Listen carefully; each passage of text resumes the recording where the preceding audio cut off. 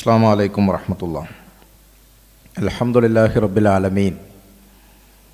നഹ്മദുഹു വനസ്തഈനുഹു വനുഅ്മിനു ബിഹി വനതവക്കലു അലൈഹി വനഊദു ബില്ലാഹി മിൻ ശുറൂരി അൻഫുസിനാ വമിൻ സയ്യിആതി അഅ്മാലിനാ മൻ യഹ്ദിഹില്ലാഹു ഫലാ മുളില്ല ലഹു വമൻ യുദ്ലിൽ ഫലാ ഹാദിയ ലഹു.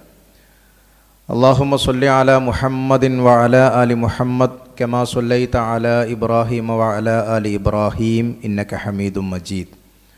അല്ലാഹുമ്മ ബാരിക് അലാ മുഹമ്മദിൻ വഅലാ ആലി മുഹമ്മദ് കമാ ബാരക്ത അലാ ഇബ്രാഹീമ വഅലാ ആലി ഇബ്രാഹീം ഇന്നക ഹമീദും മജീദ്. അമ്മാ ബഅദ് ഫഇന്ന ഖൈറൽ കലാമി കലാമുല്ലാഹ് വഖൈറൽ ഹദീസി കിതാബുല്ലാഹ് വഖൈറൽ ഹദീ ഹദിയു മുഹമ്മദിൻ സ്വല്ലല്ലാഹു അലൈഹി വസല്ലം വശർറൽ ഉമൂരി മുഹ്ദസാതുഹാ വകുല്ല മുഹ്ദസത്തിൻ ബിദ്അ വകുല്ല ബിദ്അത്തിൻ ളലാല വകുല്ല ളലാലത്തിൻ ഫിന്നാർ.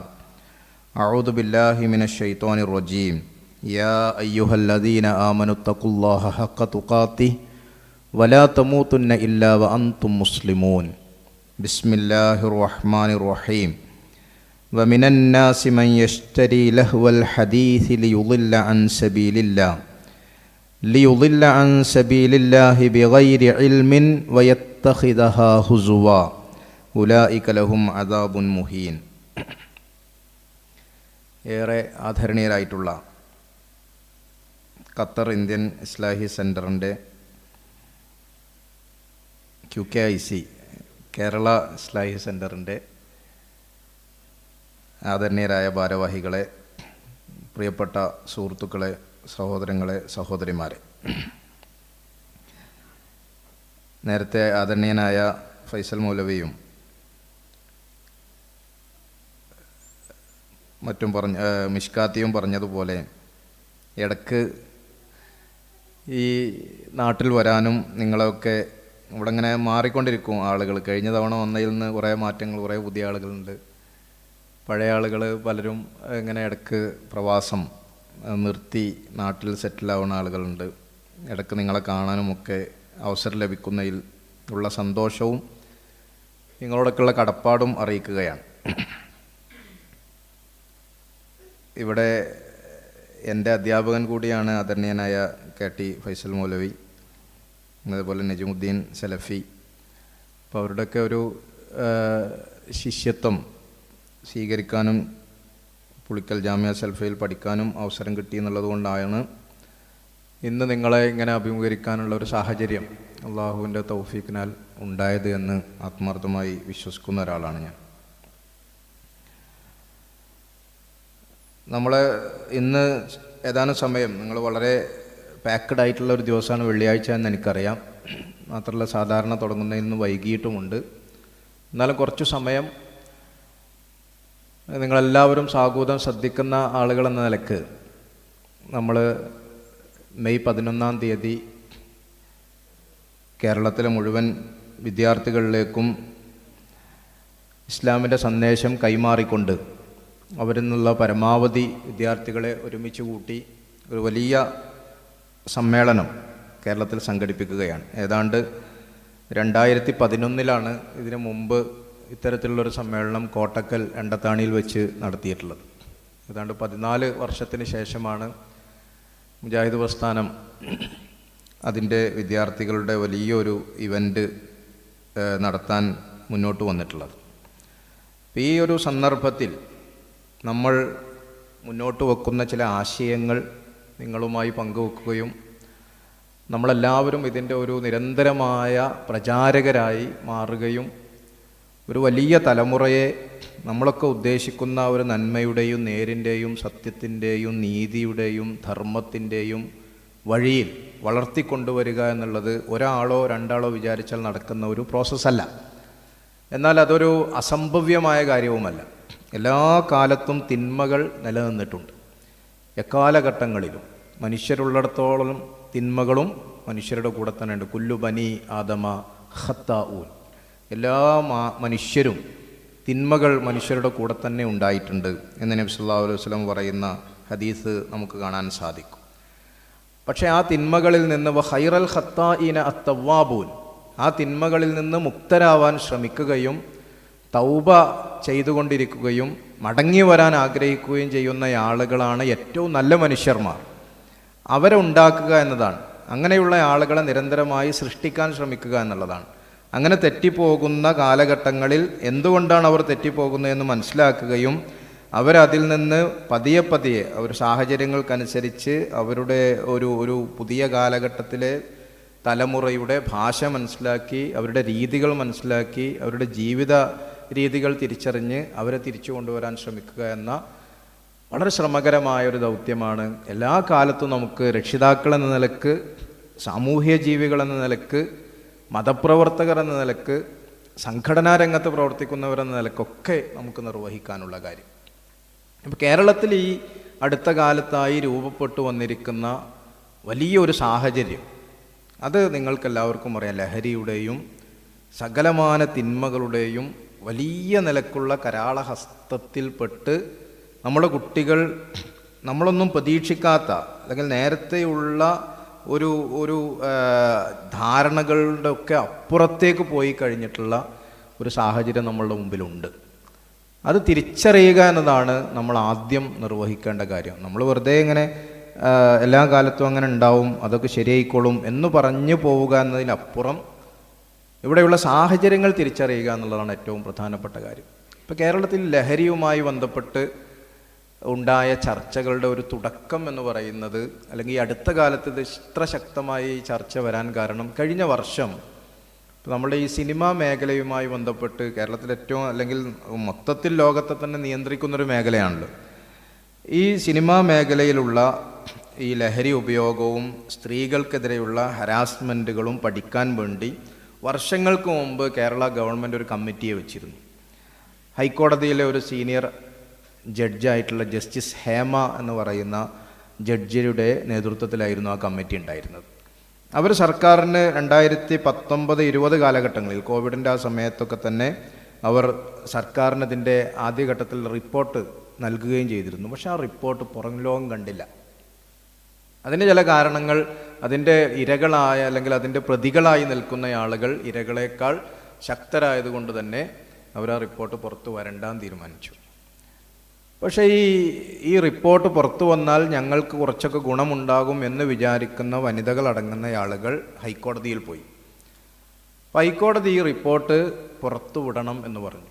അങ്ങനെയാണ് കഴിഞ്ഞ വർഷം ഈ റിപ്പോർട്ട് പുറത്തു വരുന്നത്. അപ്പോഴാണ് കേരളത്തിൽ ഇതിൻ്റെ ഒരു വ്യാപനത്വം, ഇത് എത്രമാത്രം വ്യാപകമായി ഇപ്പം ഈ സിനിമാ മേഖലയെ അടക്കം എല്ലാ രംഗത്തേക്കും വെളിച്ചം വീശുന്ന രീതിയിലുള്ള റിപ്പോർട്ട് പുറത്തു വരുന്നത്. ഞാൻ അതിനെക്കുറിച്ച് പറയാൻ കാരണം, ആ റിപ്പോർട്ടിൻ്റെ തുടക്കത്തിൽ ഈ ജസ്റ്റിസ് ഹേമ കുറച്ച് കാര്യങ്ങൾ എഴുതി വച്ചിട്ടുണ്ട്. അവർ പറയുന്ന കാര്യം, ദർ ആർ മെനി സ്റ്റാർസ്. നിങ്ങൾ ഈ സിനിമാ ലോകത്ത് ഒരുപാട് സ്റ്റാറുകളെ കാണുന്നുണ്ട്. ഒരുപാട് മനുഷ്യരെന്നല്ല നമ്മളവർ പറയാറുള്ളത്, സ്റ്റാറുകളെന്നും സൂപ്പർ സ്റ്റാറുകളെന്നും പറയാം. അങ്ങനെ സ്റ്റാറുകളെന്ന് ആകാശത്തേക്ക് ഉയർന്നു നിൽക്കുന്ന സകല മനുഷ്യരുടെയും, എല്ലാ മനുഷ്യരും അവരെ നോക്കിക്കൊണ്ടിരിക്കുന്ന, അവരുടെ ചേഷ്ടകൾ നോക്കിക്കൊണ്ടിരിക്കുന്ന, അവരുടെ ജീവിത രീതി സ്വീകരിക്കാൻ ശ്രമിച്ചുകൊണ്ടിരിക്കുന്ന ഈ നക്ഷത്രതുല്യമായ മനുഷ്യർ, അവരുടെ തിളക്കം നഷ്ടപ്പെട്ട ഒരു ലോകത്താണ് ഞാൻ ഈ റിപ്പോർട്ട് എഴുതുന്നത് എന്നാണ് ജസ്റ്റിസ് ഹേമ എഴുതി വച്ചത്. ആ നക്ഷത്രങ്ങൾക്ക് ഇന്ന് തിളക്കമില്ല. മറ്റൊരു വാചകം അവർ എഴുതി വച്ചത്, ഈ ഇൻഡസ്ട്രിയിൽ നിങ്ങൾ പഞ്ചസാര ഭരണികളായി പല ഭരണികളും കാണും. അവയുടെ അടുത്തേക്ക് ചെന്നാൽ ആ ഭരണികളുള്ളത് നിങ്ങൾ രുചിച്ചു നോക്കിയാൽ അത് ഉപ്പായിരിക്കും എന്ന് നിങ്ങൾ തിരിച്ചറിയും എന്നവർ എഴുതി വെക്കും. മനുഷ്യനെ ഇത്രമാത്രം അപജയപ്പെടുത്തുന്ന, ഇത്രമാത്രം മനുഷ്യനെ വഞ്ചിക്കുന്ന ഒരു ഘടകമാണ്, ഒരു ഇൻഡസ്ട്രിയാണ് സിനിമാ മേഖല എന്ന് പച്ചയായി പറയുന്നത് ആ മേഖലയെപ്പറ്റി പഠിച്ച ഒരു ജസ്റ്റിസാണ്. അവിടെ നിന്നാണ് ഈ ലഹരിയുടെയും ഈ വലിയ തോതിലുള്ള അക്രമങ്ങളുടെയും സ്ത്രീകൾക്കെതിരെയുള്ള അക്രമ സ്വഭാവങ്ങളുടെയും ഒക്കെ വലിയ ഒരു ചർച്ച കേരളത്തിൽ വരുന്നത്. അതിൻ്റെ ബാക്കി പത്രമായിട്ടാണ് ഇപ്പോൾ ഞാൻ സംസാരിക്കുന്നതിൻ്റെ ഒരു 1-2 ആഴ്ചകൾക്ക് മുമ്പ് പോലും ഒരു സിനിമാ നടനുമായി ബന്ധപ്പെട്ട ലഹരിയുടെ വലിയ കുതൂഹലങ്ങൾ കേരളത്തിലുണ്ടാവുകയും അയാൾ ഉപയോഗിക്കുന്ന അയാളുടെ ഉപയോഗിക്കുന്ന ലഹരിയുമായി ബന്ധപ്പെട്ടുള്ള വലിയ വാർത്തകൾ വരികയും ഏതാണ്ട് ഒരു ദിവസം 20,000 രൂപ അയാൾ ലഹരിക്ക് വേണ്ടി ചെലവഴിക്കുന്നു എന്നുള്ള റിപ്പോർട്ടുകൾ വരികയൊക്കെ ചെയ്തുകൊണ്ടിരിക്കുന്നത്. ഇപ്പോഴും ആ കേസിൻ്റെ ഒരു ഫൈനൽ ഇതിലേക്ക് കാര്യങ്ങൾ എത്തിയിട്ടില്ല. ഞാൻ പറയുന്നത് ഇങ്ങനെ ഒരു ലോകത്തെ സൃഷ്ടിക്കുന്നതിൽ ഇവർക്കൊക്കെയുള്ള, നേരത്തെ ഇവിടെ പറഞ്ഞല്ലോ തല്ലിനെ കുറിച്ച്, അടിയെക്കുറിച്ച്, ഇതിനകത്ത് സിനിമ ചെലുത്തിയിട്ടുള്ള സ്വാധീനം എത്രമാത്രമാണ്. മലപ്പുറം ജില്ലയെ ഫോക്കസ് ചെയ്തുകൊണ്ട് ഇങ്ങനെയുള്ള പ്രത്യേകമായ പേരുകളിൽ തല്ലുമാല എന്ന പേരിലാണ് ഒരു സിനിമ. അപ്പോൾ അതിൻ്റെ കഥകൾ എന്താണെന്ന് അന്വേഷിക്കുമ്പോൾ വെറുതെ തല്ലാണ്, അങ്ങോട്ടും ഇങ്ങോട്ടും വെറുതെ തല്ലണത് ഒരു കഥയായി ചിത്രീകരിക്കുകയും മലപ്പുറം ജില്ലയിലെ, പ്രത്യേകിച്ച് മലപ്പുറം ജില്ല എന്ന് പറയുമ്പോൾ അതൊരു സമുദായത്തെ ഫോക്കസ് ചെയ്തുകൊണ്ടായിരിക്കും സ്വാഭാവികം. അവിടെയുള്ള കുട്ടികൾ ഏത് സമയത്തും വളരെ ഹൈപ്പർ ടെൻഷനുള്ള കുട്ടികളാണെന്ന് വരുത്തി തീർക്കുകയും അവർ ഏത് സമയത്തും ആളുകളെ അടിക്കാൻ തയ്യാറാണെന്ന് വരുത്തി തീർക്കുകയും ചെയ്യുന്ന ഒരു രൂപം. ഇപ്പോൾ നമ്മളുടെയൊക്കെ നാട്ടിലുള്ള കുട്ടികൾ തന്നെ സംസാരിക്കുന്ന ഭാഷ നിങ്ങളെടുത്ത് നോക്കിയാൽ നമ്മളെപ്പോഴും പറയുന്ന കാര്യമാണ്. സാധാരണഗതിയിൽ ഉള്ള മലയാളം അവർക്ക് മനസ്സിലാക്കാൻ സാധിക്കാത്ത സാഹചര്യം, അവർ സംസാരിക്കുന്നത് പല പ്രാദേശിക ഭാഷകൾ അവർക്ക് പലപ്പോഴും, ഇപ്പോൾ കൊച്ചിയിലെയോ മട്ടാഞ്ചേരിയിലെയോ ഒക്കെ പ്രാദേശിക ഭാഷകൾ നമ്മുടെ കുട്ടികൾക്ക് നമ്മുടെ നാട്ടിലെ ഭാഷയേക്കാൾ അധികം കണക്ട് ചെയ്യാൻ സാധിക്കുന്ന സാഹചര്യമുണ്ട്. മച്ചാനെ എന്ന് പറഞ്ഞാൽ, അല്ലെങ്കിൽ സീന് കബൂറാണ് എന്ന് പറഞ്ഞാൽ, അതൊക്കെ ഒരു പക്ഷേ നമ്മുടെ നാട്ടിലൊന്നും ഉപയോഗിച്ചൊരു ഭാഷയല്ല. മട്ടാഞ്ചേരിയിലെ അല്ലെങ്കിൽ കൊച്ചിയിലെ കടലോര പ്രദേശത്തുള്ള ആളുകൾ ഉപയോഗിച്ചിരുന്ന ഒരു ഭാഷയെ എങ്ങനെ ഇത്രമാത്രം കേരളത്തിൻ്റെ തിരുവനന്തപുരം മുതൽ കാസർഗോഡ് വരെയുള്ള സകല മനുഷ്യരുടെയും ഭാഷയാക്കി മാറ്റാൻ ശ്രമിച്ച അതിൻ്റെ പിന്നിലുള്ള വർക്ക് ചെയ്തിട്ടുള്ള കാര്യങ്ങൾ എന്താണ്? ഇത് നമ്മൾ ചിന്തിക്കുമ്പോഴാണ് ഈ മേഖല, ഈ സിനിമയടക്കമുള്ള ഇത്തരം മേഖലകൾ നമ്മളുടെ ആളുകൾക്കിടയിൽ വരുത്തുന്ന സ്വാധീനത്തിൻ്റെ ഒരറ്റം നമുക്ക് മനസ്സിലാക്കാൻ സാധിക്കുകയുള്ളൂ. നിങ്ങൾക്ക് എല്ലാവർക്കും അറിയാവുന്ന കാര്യമാണ്, അല്ലെങ്കിൽ നിങ്ങൾക്കൊക്കെ ധാരണയുള്ള കാര്യമാണ്, ലോകത്ത് നമ്മൾ ഈ കാണുന്നതൊന്നുമല്ല, നമ്മൾ കാണുന്നതല്ല യഥാർത്ഥ ലോകം എന്നുള്ളത്. മറിച്ച് ആരൊക്കെയോ ക്രിയേറ്റ് ചെയ്തിട്ടുള്ള, നമ്മൾ കാണണമെന്ന് വിചാരിക്കുന്ന ലോകമാണ് നമ്മൾ കാണിച്ചു കൊണ്ടിരിക്കുന്നത്. മനഃശാസ്ത്ര രംഗത്ത് പഠിച്ചിട്ടുള്ള ആളുകൾക്കറിയാം 3 തരം മൈൻഡുകളെ കുറിച്ച് അതിനകത്ത് പറയുന്നുണ്ട്. ആക്ച്വൽ സെൽഫ് എന്ന് പറയുന്ന കാര്യമുണ്ട്, പ്രൊജക്റ്റഡ് സെൽഫ് എന്ന് പറയുന്ന കാര്യമുണ്ട്, പ്രൊജക്റ്റിംഗ് സെൽഫ് എന്ന് പറയുന്ന കാര്യം. ഈ പ്രൊജക്റ്റിംഗ് സെൽഫാണ് നമ്മളൊക്കെ പ്രൊജക്റ്റ് ചെയ്തുകൊണ്ടിരിക്കുന്നത്. ഞാനിപ്പോൾ ഒരു കോട്ട് ഇട്ടിട്ടുള്ളത്, ഞാൻ എന്നെ ഈ വീഡിയോയിൽ കാണുമ്പോൾ വെറുതെ കാണുന്ന ഒരു കുപ്പായിട്ട് കാണുന്നതിനെക്കാട്ടും കുറച്ചും കൂടി ഒരു മുഞ്ചിൽ കാണാൻ വേണ്ടിയിട്ടാണ്. That is the projecting self. നമ്മളെങ്ങനെ പ്രൊജക്റ്റ് ചെയ്യണമെന്ന് ആഗ്രഹിക്കുന്നവർ.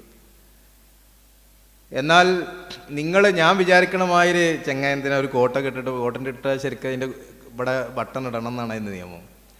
ഒരു ബട്ടണൊന്നും, അതിൻ്റെ ഫുൾ ആ മാനർ അറിയുന്ന ആൾ ഒരു ബട്ടണൊന്നും ഇടാതെ കോട്ടൊക്കെ ഇട്ടിട്ട് വന്ന് സംസാരിക്കണമെന്നുള്ള ഒരു ധാരണ ചിലപ്പം നിങ്ങളുടെ ആരുടെയെങ്കിലുമൊക്കെ മനസ്സിലുണ്ടാവും. അത്തരം കാര്യങ്ങളിൽ വളരെ എന്നേക്കാൾ കൂടുതൽ അനുഭവമുള്ള, പരിചയമുള്ള ആളുകൾക്കുണ്ടാവും. അതിന് പ്രൊജക്റ്റഡ് സെൽഫ് എന്നാണ് പറയുന്നത്. ഞാനിങ്ങനെ കോട്ടൊക്കെ ഇട്ടിട്ടുണ്ടെങ്കിൽ നിങ്ങൾക്കത് തോന്നുന്നത് എങ്ങനെയാണെന്ന് എനിക്കറിയില്ല. ഇത് രണ്ടുമല്ലാത്തൊരു ആക്ച്വൽ സെൽഫ് ഉണ്ട് എൻ്റെ ഉള്ളിൽ, നിങ്ങളുടെ ഉള്ളിൽ, നമ്മളുടെയൊക്കെ ഉള്ളിലുള്ള ഒരു യഥാർത്ഥ രൂപം. ആ ആക്ച്വൽ സെൽഫ് എന്താണ് എന്ന് തിരിച്ചറിയാൻ സാധിക്കാത്ത, അതിനെക്കുറിച്ച് നമുക്ക് പ്രെഡിക്റ്റ് ചെയ്യാൻ സാധിക്കാത്ത ആളുകൾ മുഴുവൻ മറ്റെന്തൊക്കെയോ പ്രദർശിപ്പിക്കാൻ ശ്രമിച്ചുകൊണ്ടിരിക്കുന്ന വല്ലാത്തൊരു കാലഘട്ടത്തിലാണ് നമ്മൾ ഓരോരുത്തരും ഉള്ളത്.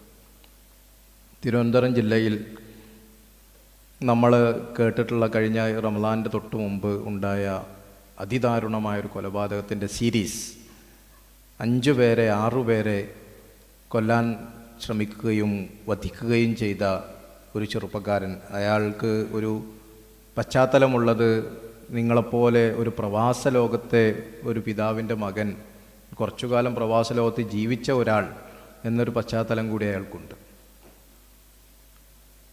അയാൾ നമ്മൾ കാണുന്നത് ഇങ്ങനെയുള്ള ഒരു പ്രതിസന്ധിയാണ്. അയാളൊരു മോഡൽ മാത്രമാണ്. ആ ചെറുപ്പക്കാരനെ കുറിച്ച് ഞാനതിൻ്റെ വിശദാംശങ്ങളിലേക്ക് പോകുന്നില്ല. നിങ്ങൾക്ക് എല്ലാവർക്കും ആ സംഭവം അറിയാം. ചുറ്റിക കൊണ്ട് തൻ്റെ ബന്ധുക്കളെ, തൻ്റെ മാതാവിനെ ആദ്യം ഉപദ്രവിക്കുന്നു. അവർ ഭാഗ്യത്തിന് മരിക്കുന്നില്ല. തൻ്റെ പിതാവിൻ്റെ ഉമ്മയെ, വല്യമ്മയെ ചുറ്റിക കൊണ്ട് അടിച്ചു കൊല്ലുന്നു, ഒരു കാതിലെ കമ്മലിന് വേണ്ടി. അതായിരുന്നു ലക്ഷ്യം. തൻ്റെ എളാപ്പയെയും എളിയമയെയും ചുറ്റിക കൊണ്ട് അടിച്ചു കൊല്ലുന്നു. തൻ്റെ അനിയനെ അവനിഷ്ടപ്പെടുന്ന ഭക്ഷണം കൊടുത്ത് ഒരു മൃഗത്തോട് പോലും നമ്മൾ കാണിക്കാൻ പാടില്ലാത്ത, അറുക്കാൻ അനുവാദം ലഭിക്കപ്പെട്ട ഒരു മൃഗത്തോട് പോലും ക്രൂരമായി പെരുമാറരുതെന്ന് പഠിപ്പിച്ച പ്രവാചകൻ്റെ അനുയായികൾ, അത്തരമൊരു സമുദായത്തിൽ നിന്നൊരു ഒരു മനുഷ്യൻ, ഒരു ചെറുപ്പക്കാരൻ തൻ്റെ അനിയനെ കൊല്ലുന്നു. താൻ സ്നേഹിക്കുന്നു എന്ന് പറയുന്ന മറ്റേതോ ഒരു വീട്ടിലെ പെൺകുട്ടിയെ വിളിച്ചു കൊണ്ടുവന്ന് അവളെയും കൊലപ്പെടുത്തും. ഇതിനെക്കുറിച്ച് അതിനുശേഷം ക്രിമിനോളജിയിലുള്ള പോലീസ് രംഗത്തെ വിദഗ്ധർ പറയുന്നത്, ക്രിമിനോളജി എന്ന് പറയുമ്പോൾ ആയിരക്കണക്കിന് വർഷങ്ങളുടെ പാരമ്പര്യമുള്ള ഒരു ശാസ്ത്രശാഖയാണ്. ആ ശാസ്ത്രശാഖ വികസിക്കുന്നത്, ഏതൊരു ശാസ്ത്രശാഖയും വികസിക്കുന്നത് ഒരുപാട് ക്രിമിനലുകളെ കുറിച്ച് പഠിച്ചിട്ടാണ് ആ ശാസ്ത്രശാഖ വരുന്നത്. ആ ക്രിമിനലുകൾ ഒരു കുറ്റം ചെയ്യുമ്പോൾ എന്തായിരിക്കും അവരുടെ മാനസികാവസ്ഥ, കുറ്റം ചെയ്തതിന് ശേഷം എന്തായിരിക്കും അവരുടെ മാനസികാവസ്ഥ, ശാരീരികമായ അവസ്ഥ, അവർ ഇത്തരം സമാനമായ സാഹചര്യങ്ങളിൽ ആളുകൾ കുറ്റകൃത്യത്തിൽ ഏർപ്പെടുന്നുണ്ടോ, ഇങ്ങനെയുള്ളതെല്ലാം പഠിച്ചിട്ടാണ് അത്തരം ഒരു തിയറിയിലേക്ക് ആ ശാസ്ത്രശാഖ എത്തുക. ആ രംഗത്തുള്ള വിദഗ്ധർ പറയുന്നത്, ഇന്നേ വരെ മനുഷ്യർ മനസ്സിലാക്കിയ ക്രിമിനോളജിയുടെയോ സൈക്കോളജിയുടെയോ പ്രതലത്തിൽ നിന്ന് പുറത്തു കിടക്കുന്ന ഒരു കുറ്റകൃത്യമാണിത് എന്ന്. കാരണം ഒരു മനുഷ്യന് ഹാമർ കൊണ്ട് ചുറ്റിയ കൊണ്ട് തൻ്റെ മുമ്പിലിരിക്കുന്ന ഒരു സാധാരണ ജീവിയെ അടിച്ചു കൊല്ലണമെന്നുണ്ടെങ്കിൽ അയാളുടെ മാനസികാവസ്ഥ വലിയ നിലക്ക് മാറ്റമുള്ളൊരു മാനസികാവസ്ഥയായിരിക്കും. ഒരു ജീവിയെ, ഒരു മനുഷ്യനെ അങ്ങനെ അടിച്ചു കൊല്ലണമെന്നുണ്ടെങ്കിൽ അയാൾ ഒന്നുകൂടി അക്രമോത്സുകമായി ജീവിതം സ്വീകരിക്കുന്ന, മനുഷ്യരുമായി ഒരു ബന്ധവുമില്ലാത്ത വലിയ മാനസിക പ്രതിസന്ധി അനുഭവിക്കുന്ന ആളായിരിക്കും. അതിനേക്കാൾ അപ്പുറം ഇപ്പോൾ സാധാരണ ഒരു പൂച്ച ഒരു വാഹനത്തിനിടയിലോ മറ്റോ പെട്ട് അതിൻ്റെ രക്തം നമ്മൾ കാണുമ്പോൾ നമുക്കുണ്ടാവുന്ന ഒരു ഫീലിംഗ് അല്ല ഒരു മനുഷ്യൻ അപകടത്തിൽപ്പെട്ട് കാണുമ്പോൾ ഉണ്ടാവുന്ന ഫീലിംഗ്. അയാളുടെ രക്തം കാണുമ്പോൾ അത് മനുഷ്യനും തമ്മിലുള്ള രക്തത്തിലുള്ളൊരു ബന്ധമാണ്. അതേ സമയത്ത് നമ്മുടെ രക്തബന്ധത്തിൽപ്പെട്ട ഒരാളുടെ രക്തമാണെന്നുണ്ടെങ്കിൽ നമ്മളുടെ ആഘാതം, നമുക്കുണ്ടാവുന്ന ഫീലിംഗ് ഒന്നുകൂടി അധികമായിരിക്കും. ആർക്കും അത് ഉൾക്കൊള്ളാൻ ഒരു പരിധി വരെ ആർക്കും സാധിക്കില്ല. വലിയ നിലക്ക് മനുഷ്യർ വാവിട്ട് നിലവിളിക്കും, കരയും, ബോധരഹിതരായി വീഴും. അഭിനയമല്ലത്, സംഭവിക്കും. എത്ര ഉറച്ച മനസ്സുള്ള ആളുകളാണെന്ന് വിചാരിച്ചാലും നമ്മൾ പതറിപ്പോകും. അതാ രക്തവും തമ്മിലുള്ള ബന്ധമാണ്. നോക്കൂ, ആ രക്തമാണ് ഈ കുട്ടി ചുറ്റിക കൊണ്ട് തലക്കടിക്കുമ്പോൾ തൻ്റെ മുഖത്തേക്കും തൻ്റെ ശരീരത്തിലേക്കും തൻ്റെ ഡ്രസ്സിലേക്കും തൻ്റെ വീട്ടിലെ സോഫയിലേക്കും ചീറ്റിത്തെറിക്കുന്നത്. ആ മുഖത്തേക്കും ശരീരത്തിലേക്കും വീണ രക്തം കഴുകി വൃത്തിയാക്കി യാതൊരു കൂസലുമില്ലാതെ അവിടെ തന്നെ ഇരുന്ന് മദ്യപിച്ച്, അയാൾ അവിടെ തന്നെ ഇരുന്ന് ഭക്ഷണം കഴിച്ച് അടുത്ത കൊലപാതകത്തിലേക്ക് അയാൾ പോവുകയാണ്. ഇതാണ് ഈ രംഗത്തുള്ള ആളുകളെ പോലും. എന്നാൽ ഇയാളുടെ ഒരു ബിഹൈൻഡ് ഹിസ്റ്ററി, ഇയാളുടെ ഒരു പഴയ ചരിത്രം പരിശോധിക്കുമ്പോൾ എവിടെയും ഇയാൾ അങ്ങനെ ഒരു കുറ്റകൃത്യം ചെയ്തതായി കാണുന്നില്ല. അങ്ങനെ കുറ്റകൃത്യം ചെയ്യുന്ന ഒരു പതിവ് അല്ലെങ്കിൽ അതിലേക്കുള്ള എന്തെങ്കിലും ഒരു തോന്നൽ ഇയാൾക്കുള്ളതായി കാണുന്നില്ല. ഒരു ഹിന്ദു സ്ത്രീ പറയുന്നുണ്ട്, ഈ കുട്ടി ഇടയ്ക്കൊക്കെ പള്ളിയിലേക്ക് പോകുന്നത് ഞാൻ കാണാറുണ്ടായിരുന്നു, പള്ളിയിലേക്കൊക്കെ പോണ കുട്ടിയായിരുന്നു എന്ന്. നോക്കൂ നിങ്ങൾ, ഒരു മസ്ജിദിലേക്ക് പോകുന്നത് ഒരു അമുസ്ലിം സ്ത്രീ ശ്രദ്ധിച്ചിട്ടുണ്ട് ഈ കുട്ടിയെ പറ്റി. പോലീസുകാരൻ പറയുന്നുണ്ട്, ഇതിൻ്റെ ഇൻക്വസ്റ്റിന് വേണ്ടി വന്ന പോലീസുകാരൻ പറയുന്നുണ്ട്, ഒരാഴ്ചക്ക് എനിക്ക് മര്യാദക്ക് ഭക്ഷണം കഴിക്കാനോ ഉറങ്ങാനോ സാധിച്ചിട്ടില്ല. ആളുകൾ അവർ ഇരിക്കുന്ന പ്രതലത്തിലിരുന്ന് തലയോട്ടി പിളർന്ന് മനുഷ്യന് കാണാൻ സാധിക്കാത്ത വിധം മരിച്ചു കിടക്കുന്ന വല്ലാത്ത ദാരുണമായ ചിത്രം കണ്ട് എനിക്ക് ഭക്ഷണം കഴിക്കാനോ ഉറങ്ങാനോ സാധിക്കാത്ത സാഹചര്യം ഉണ്ടായി എന്ന് പോലീസുകാരൻ പറയുന്നുണ്ട്. ഞാൻ പറയുന്നത്, ഈ കുട്ടിയുടെ ഈ ഒരു സംഭവം മാത്രം നമ്മളെടുത്താൽ ആളുകളെ കാണിക്കുന്ന ഒരു സെൽഫ്, പ്രൊജക്റ്റിംഗ് സെൽഫ്, ആളുകളുടെ മുമ്പിൽ നമ്മൾ അഭിനയിക്കുന്ന അഭിനയവും ആക്ച്വൽ സെൽഫും തമ്മിൽ, യഥാർത്ഥത്തിലുള്ള മനുഷ്യരും തമ്മിൽ വലിയ അന്തരമുള്ളൊരു കാലഘട്ടത്തിലാണ് നമ്മൾ ജീവിക്കുന്നത്.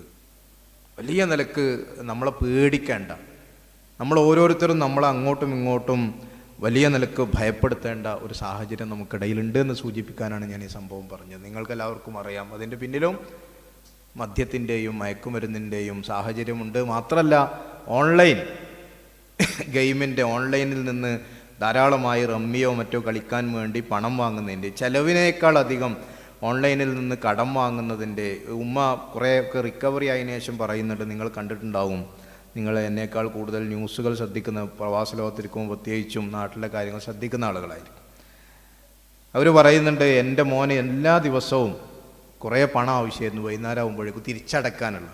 ഇപ്പോൾ ഓൺലൈനിൽ നിന്ന് നിങ്ങൾക്ക് എത്ര പണവും നാട്ടിൽ കിട്ടുന്ന ഒരു സാഹചര്യമുണ്ട്. ജസ്റ്റ് ഒരു ഒറ്റ ക്ലിക്കിൽ നിങ്ങൾക്ക് ലക്ഷങ്ങൾ ലോണായി കിട്ടും. പക്ഷേ ആ ലക്ഷങ്ങൾ നിങ്ങൾ നിശ്ചിത സമയത്തിനുള്ളിൽ തിരിച്ചടച്ചുകൊണ്ടേ ഇരിക്കേണ്ടി വരും, വലിയ പലിശക്ക്.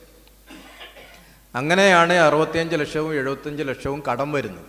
ഇത് ഈ പിതാവ് അറിയുന്നില്ല, പ്രവാസ ലോകത്തിരിക്കുന്ന ഈ കുട്ടിക്ക് എല്ലാ ദിവസവും ഇത് തിരിച്ചടക്കേണ്ടി വരുന്നുണ്ട്. തിരിച്ചടക്കാനും വേണ്ടി ഇവൻ സ്വാഭാവികമായി പല വഴികളും നോക്കുന്നുണ്ട്. ഈ ഉമ്മ തെറ്റാണോ ശരിയാണോ ചെയ്യുന്നതെന്ന് നമുക്ക് തറപ്പിച്ച് പറയാൻ സാധിക്കില്ല. ആ ഉമ്മ ചെയ്യേണ്ടതല്ലാത്ത രീതിയിൽ ഇവനെ സഹായിക്കുന്നുണ്ട്. ഈ ഓൺലൈനിൽ നിന്ന് പണം വാങ്ങിയാലുള്ള വേറൊരു പ്രശ്നം എന്താണെന്ന് വെച്ചാൽ, ഓൺലൈനിൽ തിരിച്ചടക്കേണ്ടതാണെങ്കിലും ഓൺലൈനിൽ ഒരാൾ തിരിച്ചടക്കണില്ലെങ്കിൽ അടി വരലോ ഓഫ്ലൈനിലാണ്.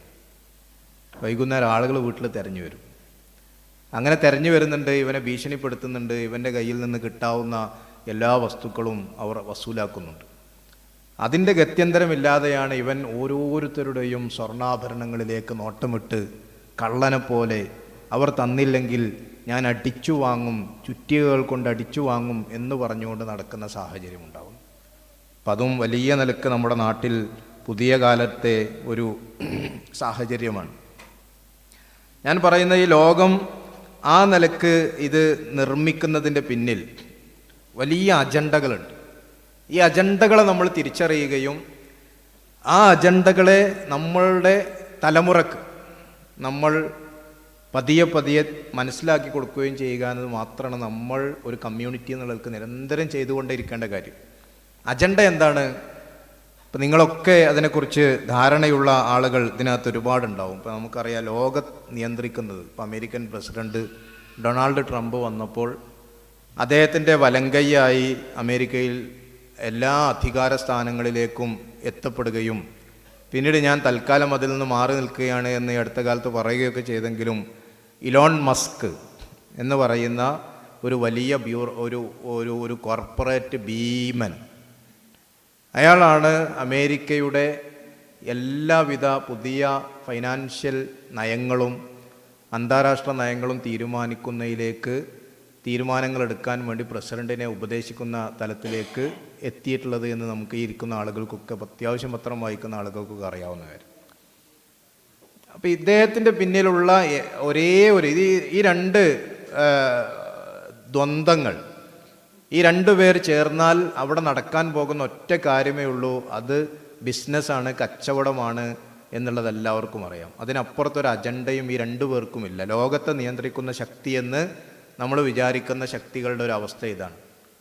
ഞാനൊരു ഉദാഹരണം മനസ്സിലാക്കാൻ വേണ്ടി പറഞ്ഞു എന്ന് മാത്രം. ഇതേ സംഗതി ഇന്ത്യയിലേക്ക് വന്നാൽ, ഇപ്പോൾ നേരത്തെ വൈസൽമോലെ പറഞ്ഞ പോലെ, ഇപ്പോൾ ഇന്ന് പ്രധാനമന്ത്രിയുടെ പ്രഭാഷണം ഒരുപക്ഷെ നിങ്ങൾ ശ്രദ്ധിച്ചിട്ടുണ്ടാകും. അദ്ദേഹം ഒരു പ്രധാനമന്ത്രി, അല്പം തമാശയായിട്ടാണെങ്കിലും പ്രധാനമന്ത്രിയുടെ ഇത്തരത്തിലുള്ളൊരു വലിയ ചടങ്ങിൽ സംസാരിക്കുന്നതിൻ്റെ ഒരു സ്റ്റാൻഡേർഡിൽ നിന്ന്, അല്ലെങ്കിൽ അതിൻ്റെ ഒരു ഔപചാരികതയിൽ നിന്നൊക്കെ വിട്ട് തൻ്റെ ഏറ്റവും അടുത്ത സുഹൃത്തായ അദാനിയോട് സംസാരിക്കുന്ന കുറേ ഭാഗങ്ങൾ അതിനകത്തുണ്ട്. നിങ്ങളിവിടെ വലിയ പോർട്ടുണ്ടാക്കി എന്നുള്ളത് കൊണ്ട് ഗുജറാത്തിലെ ആളുകളൊക്കെ നിങ്ങൾക്കെതിരെ പരാതി പറയും എന്നൊക്കെ പറയുന്നുണ്ട്. തൻ്റെ രാജ്യത്താണ് ഒരാൾ വലിയൊരു ഇൻവെസ്റ്റ്മെൻറ്റ് നടത്തുന്നത് എന്നൊരു സാമാന്യ ബോധം പോലും ഇല്ലാതെ. ഞാൻ പറഞ്ഞത്, അവർ രണ്ടുപേരുമുള്ള, അല്ലെങ്കിൽ ഒരു അംബാനി, അദാനി, മോഡി, ഈ മൂന്ന് ദ്വന്ദ്ങ്ങൾ ചേർന്നുകൊണ്ടുള്ള വലിയ ഒരു മാർക്കറ്റിംഗ് തന്ത്രമാണ് കേരളത്തിൽ നടക്കുന്നത്, അല്ലെങ്കിൽ ഇന്ത്യയിൽ നടക്കുന്നത്. ഇപ്പോൾ ഈ അടുത്ത കാലത്ത് ഇടതുപക്ഷ പ്രസ്ഥാനങ്ങൾ അവരുടെ ദേശീയ സമ്മേളനം നടത്തിയപ്പോൾ അവർ മുന്നോട്ട് വെച്ച ഒരു ആശയമുണ്ട്. ആ ആശയം കുറച്ച് കഴിഞ്ഞാൽ കുറച്ചുകൂടി പ്രചാരം ലഭിക്കുമെന്നാണ് വ്യക്തിപരമായി ഞാൻ കരുതുന്നത്. അവർ പറഞ്ഞത്, ഇന്ത്യയിൽ ഒറിജിനൽ ഫാസിസം അല്ല ഉള്ളത്, മറിച്ച് ഇന്ത്യയിലുള്ളത് കോർപ്പറേറ്റ് ഫാസിസമാണ്. അത് ഒരു ഒരു ഒരു പരിധിവരെ അത് ശരിയാണെന്ന് നമ്മൾ അംഗീകരിക്കേണ്ടി വരുന്ന സാഹചര്യം ഉണ്ടാവും. എന്നുവെച്ചാൽ ഫാസിസത്തിൻ്റെ എലമെൻറ്റുകൾ മുഴുവൻ പുറത്തെടുത്ത് മുസ്ലിങ്ങൾക്കെതിരെയും മറ്റ് താഴ്ന്ന ആളുകൾക്കെതിരെ അല്ലെങ്കിൽ മൈനോറിറ്റി വിഭാഗത്തിനെതിരെയും ശക്തമായ പ്രചാരണങ്ങൾ നടത്തുകയും തങ്ങളുടെ കോർപ്പറേറ്റ് താല്പര്യങ്ങൾ മുഴുവൻ നേടിയെടുക്കുകയും ചെയ്യുന്ന ഒരു സവിശേഷമായ സാഹചര്യമാണ് നമ്മുടെ രാജ്യത്ത് നടക്കുന്നത്. ഈ സാഹചര്യങ്ങളെ പ്രതിരോധിക്കുന്ന, ഇവരുടെ മുമ്പിൽ ഏറ്റവും വലിയ പ്രതിരോധം തീർക്കുന്ന ഒരാശയധാര എന്നുള്ളത് ഇസ്ലാമാണ് എന്നുള്ളത് ഇസ്ലാമിനെ കുറിച്ച് പഠിക്കുന്ന, ഇസ്ലാമിനെ മനസ്സിലാക്കുന്ന, ഇസ്ലാമിൻ്റെ കപ്പാസിറ്റി അറിയുന്ന, ഇസ്ലാം എന്നുള്ളത് വലിയ അളവിൽ ഇത്തരം സകല തിന്മകളെയും പ്രതിരോധിച്ച് നിർത്താൻ ശക്തിയുള്ള ഒരു കാര്യമാണ് എന്നറിയുന്ന ആരുടെയും മുമ്പിൽ ഒരു വലിയ പ്രതിസന്ധിയായി നിൽക്കും. ആ പ്രതിസന്ധിയെ ഇല്ലാതാക്കാനാണ് ആ ഇസ്ലാമിക മൂല്യങ്ങളെ, ഇസ്ലാം എന്നുള്ള ആ കാഴ്ചപ്പാട്, ഇസ്ലാം എന്നുള്ള ആ മൂല്യം നിലകൊള്ളുന്നത് കുടുംബങ്ങളിലാണ്, ഫാമിലി സിസ്റ്റത്തിലാണ്, ഫാമിലി എന്ന ഇൻസ്റ്റിറ്റ്യൂഷനിലാണ്. അപ്പോൾ ആ കുടുംബം എന്ന കാഴ്ചപ്പാടിനെ പരമാവധി ഇല്ലാതാക്കാൻ ഇത്തരം കോർപ്പറേറ്റ് ഭീമന്മാർ നിരന്തരമായി ശ്രമിച്ചുകൊണ്ടിരിക്കും. ഇസ്ലാമികമായ ആശയധാരയിൽ ഒരു പൈശാചികതയുടെ വലിയ സഹായവും അവിടെ ലഭ്യമാകും. കാരണം പിശാചിൻ്റെ താല്പര്യവും ഫാമിലി, കുടുംബം എന്നുള്ള ഒരു കാഴ്ചപ്പാടില്ലാത്തൊരു സമൂഹത്തെ സൃഷ്ടിക്കുക എന്നുള്ളതാണ്.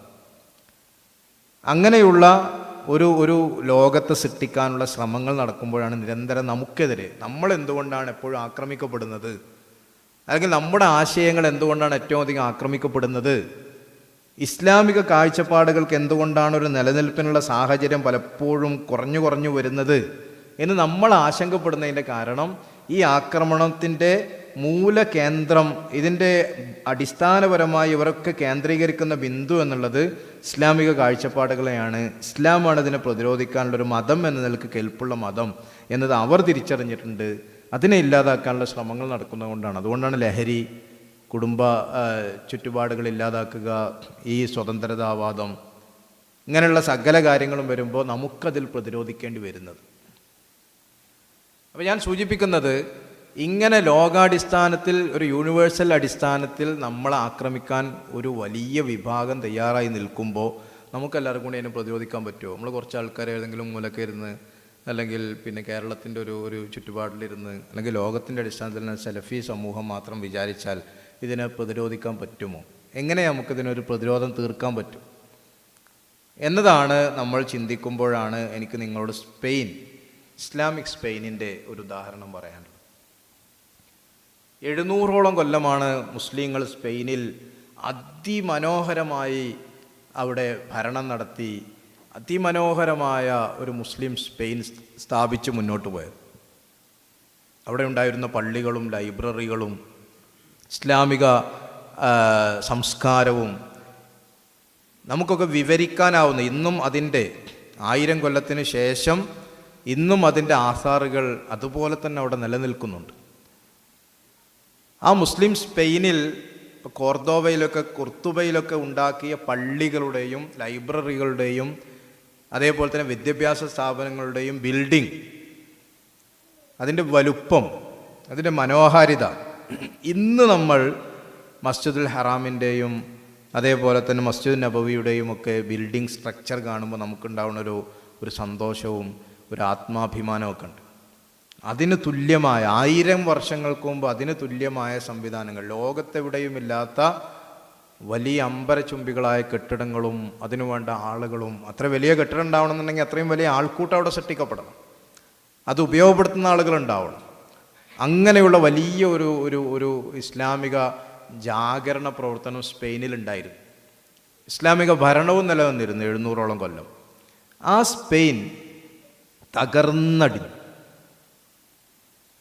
ക്രൈസ്തവർ ആ സ്പെയിനിനെ ഇല്ലാതാക്കി. മുസ്ലിം ഭരണാധികാരികൾ അവർ കൊന്നൊടുക്കി. മുസ്ലിങ്ങളെ മുഴുവൻ അവർ തച്ചുടച്ചു. മുസ്ലിങ്ങളുടെ മുഴുവൻ പള്ളികളും, സ്പെയിനിലുള്ള മുഴുവൻ പള്ളികളും ചർച്ചുകളാക്കി അവർ കൺവേർട്ട് ചെയ്തു. അള്ളാഹു ഏറ്റവും വിരോധിച്ച, അള്ളാഹുവിന് ഏറ്റവും വിഷമമുണ്ടാക്കുന്ന കാര്യമെന്ന് പറഞ്ഞ തകാദു സമാവാതു വൽ അർളു യതഫത്തർന, ആകാശവും ഭൂമിയും പൊട്ടിപ്പിളരാൻ മാത്രം കനപ്പെട്ട, പറയാൻ പാടില്ലാത്ത വാചകമാണ് എന്ന് പറഞ്ഞ ഈസാ നബി അള്ളാഹുവിൻ്റെ പുത്രനാണെന്ന് പറയുന്ന വാചകങ്ങൾ അവിടെയൊക്കെ അവർ എഴുതി വെച്ചു. കുരിശു നാട്ടി ആ പള്ളികളെല്ലാം, കോർദോവയുടെ മസ്ജിദ്, ഏറ്റവും മനോഹരമായ ആ പള്ളി ചർച്ചാക്കി മാറ്റി. മുസ്ലിങ്ങളുടെ മുന്നിൽ അവരുടെ എല്ലാ പ്രതിമകളെയും അല്ലെങ്കിൽ പ്രതീകങ്ങളെയും അവർ തച്ചുടച്ചു. പക്ഷേ സ്പെയിനിലെ മുസ്ലിങ്ങൾ അതിനെ അതിജീവിച്ചിട്ടുണ്ട്. ഭരണത്തിൻ്റെ ഹുങ്കിൽ, അധികാരത്തിൻ്റെ മുഷ്കുപയോഗിച്ച് ഇസ്ലാമിനെ ഇല്ലാതാക്കാൻ നടത്തിയ ശ്രമത്തെ സ്പെയിനിലെ മുസ്ലിങ്ങൾ അതിജീവിച്ചു. എങ്ങനെ? ഖുർആൻ അവിടെ ഓതാൻ പാടില്ലാത്ത നിയമം വന്നു. അറബി ഭാഷ സംസാരിക്കാനോ പഠിപ്പിക്കാനോ ഒരാൾക്കും ഉച്ചരിക്കാനോ പാടില്ലാത്ത നിയമം വന്നു. നമസ്കാരം എന്നുള്ളത് പറ്റില്ല എന്ന നിയമം വന്നു. ഇവൻ മുസ്ലിം പേരുകൾ ഉപയോഗിക്കുന്നത് വരെ വിരോധിക്കപ്പെട്ടു. ഒരാൾക്കും മുസ്ലിമിൻ്റെ ഒരു ചിഹ്നവും, ഹിജാബ് ബാൻ ചെയ്യപ്പെട്ടു. മുസ്ലിങ്ങളുടെ വസ്ത്രങ്ങൾക്ക് നിരോധനങ്ങൾ വന്നു.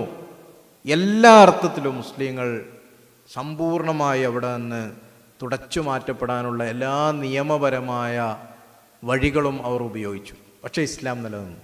എങ്ങനെ? അവിടെയാണ് നമുക്ക് മാതൃകയുള്ളത്. സ്പെയിൻ്റെ ചരിത്രം വിശദീകരിക്കുന്നിടത്ത് ചരിത്രകാരന്മാർ പറയുന്നുണ്ട്, ഖുർആനിൻ്റെ പ്രതികൾ അവർ തങ്ങളുടെ തലമുറകൾ മാറി വരുമ്പോൾ അവർക്ക് കിട്ടുന്നതിന് വേണ്ടിയും വീടുകളിൽ ഒളിപ്പിച്ചു വെക്കുന്നതിന് വേണ്ടി വീടുകളിൽ പ്രത്യേകമായ കുഴികളെടുത്ത് അതിൽ തകിടുകൾ കൊണ്ട് പൊതിഞ്ഞ് ഖുർആൻ്റെ പ്രതികൾ മണ്ണ് പുരളാതെ അവർ സംരക്ഷിച്ചു എന്ന് പറയുന്നുണ്ട്.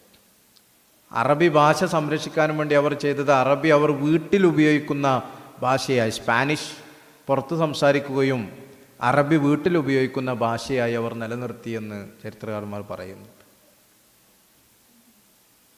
അവർ നമസ്കാരം വീടുകളിൽ വെച്ച് നിർവഹിച്ചു. പുറത്തെവിടെയും അവർക്ക് നിസ്കരിക്കാൻ സാഹചര്യമില്ലാത്തടത്ത് ഒരു വേള അവർ ഓരോ വീടുകളിലും അവർ ജുമുഅ നിർവഹിക്കുന്ന സാഹചര്യം ഉണ്ടായിരുന്നു. ഇങ്ങനെ ഓരോ ഇൻ്റലിജൻസ് ബ്യൂറോയുടെയും നിരീക്ഷണത്തിൽ നിന്ന് മാറി ഇസ്ലാമിനെ സംരക്ഷിച്ചു പോകുന്ന ഒരു സ്പെയിനിൻ്റെ ചരിത്രവും സ്പെയിൻ ചരിത്രത്തിൽ നമുക്ക് കാണാൻ സാധിക്കും. ഇന്ന് നമ്മൾ 2025 സംസാരിക്കുമ്പോൾ സ്പെയിനിൽ മുസ്ലിങ്ങൾ എത്രയോ അധികം തിരിച്ചുവരവിൻ്റെ ഒരു പാതയിലാണുള്ളത്. കോർദോവയിലെ പള്ളി ചർച്ച് എന്നുള്ള അവസ്ഥയിൽ നിന്ന് മാറി അത് മുസ്ലിം ഉടമസ്ഥാവസ്ഥയിലേക്ക് വന്നു. ഒരു പൗരാണിക കെട്ടിടം എന്ന നിലക്ക് അത് ഉപയോഗിക്കുന്നൊരു സാഹചര്യത്തിലേക്ക് വന്നു. എല്ലാ മുസ്ലിങ്ങൾക്ക് നഷ്ടപ്പെട്ട പലതും മുസ്ലിങ്ങൾക്ക് തിരിച്ചു കിട്ടി. മൊറോക്കോയിൽ നിന്ന് എത്രയോ അധികം മുസ്ലിങ്ങൾക്ക് സ്പെയിനിലേക്ക് ചേക്കേറാനും കുടിയേറാനും അവിടെ ഇസ്ലാമിക നാഗരികതയുടെ ഒരു നല്ല വളർച്ചയുള്ള മണ്ണായി. ഇന്ന് ആധുനികതയുടെ പേരിലാണെങ്കിലും, ഇന്നത്തെ ആധുനിക സെക്യുലറിസത്തിൻ്റെ പേരിലാണ് അത് അനുവദിക്കപ്പെടുന്നതെങ്കിലും, അങ്ങനെ അനുവദിക്കപ്പെടുന്ന ഒരു സാഹചര്യം ഉണ്ടായി. ഇസ്ലാം അവിടെ പ്രബോധനം ചെയ്യാൻ സാധിക്കുന്ന സാഹചര്യമുണ്ട്. അവിടേക്ക് സ്പെയിൻ എത്തുന്നത് ഇങ്ങനെയുള്ള ഏറ്റവും ചെറിയ ചെറിയ കൂട്ടായ്മകളിലൂടെ, പ്രാദേശികമായ കൂട്ടായ്മകളിലൂടെ അവർ മുന്നോട്ട് പോയതുകൊണ്ടാണ്.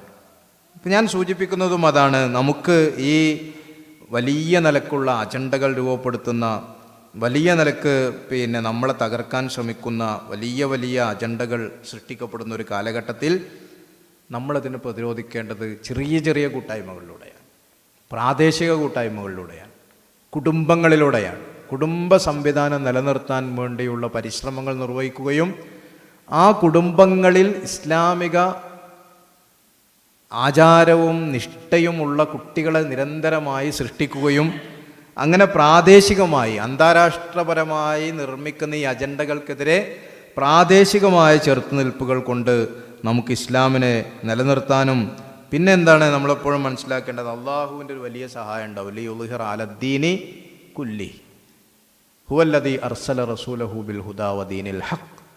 അവനാണ് അള്ളാഹുവിൻ്റെ പ്രവാചകനെ അവനാണ് നിയോഗിച്ചത്.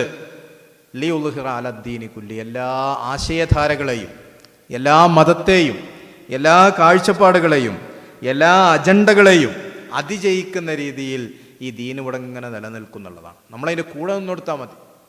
ആ കൂടെ നിന്ന് കൊടുക്കുക എന്നുള്ളതാണ് നമ്മളെ സംബന്ധിച്ചിടത്തോളം ഇപ്പോൾ നമുക്ക് നിർവഹിക്കാനുള്ള കാര്യം.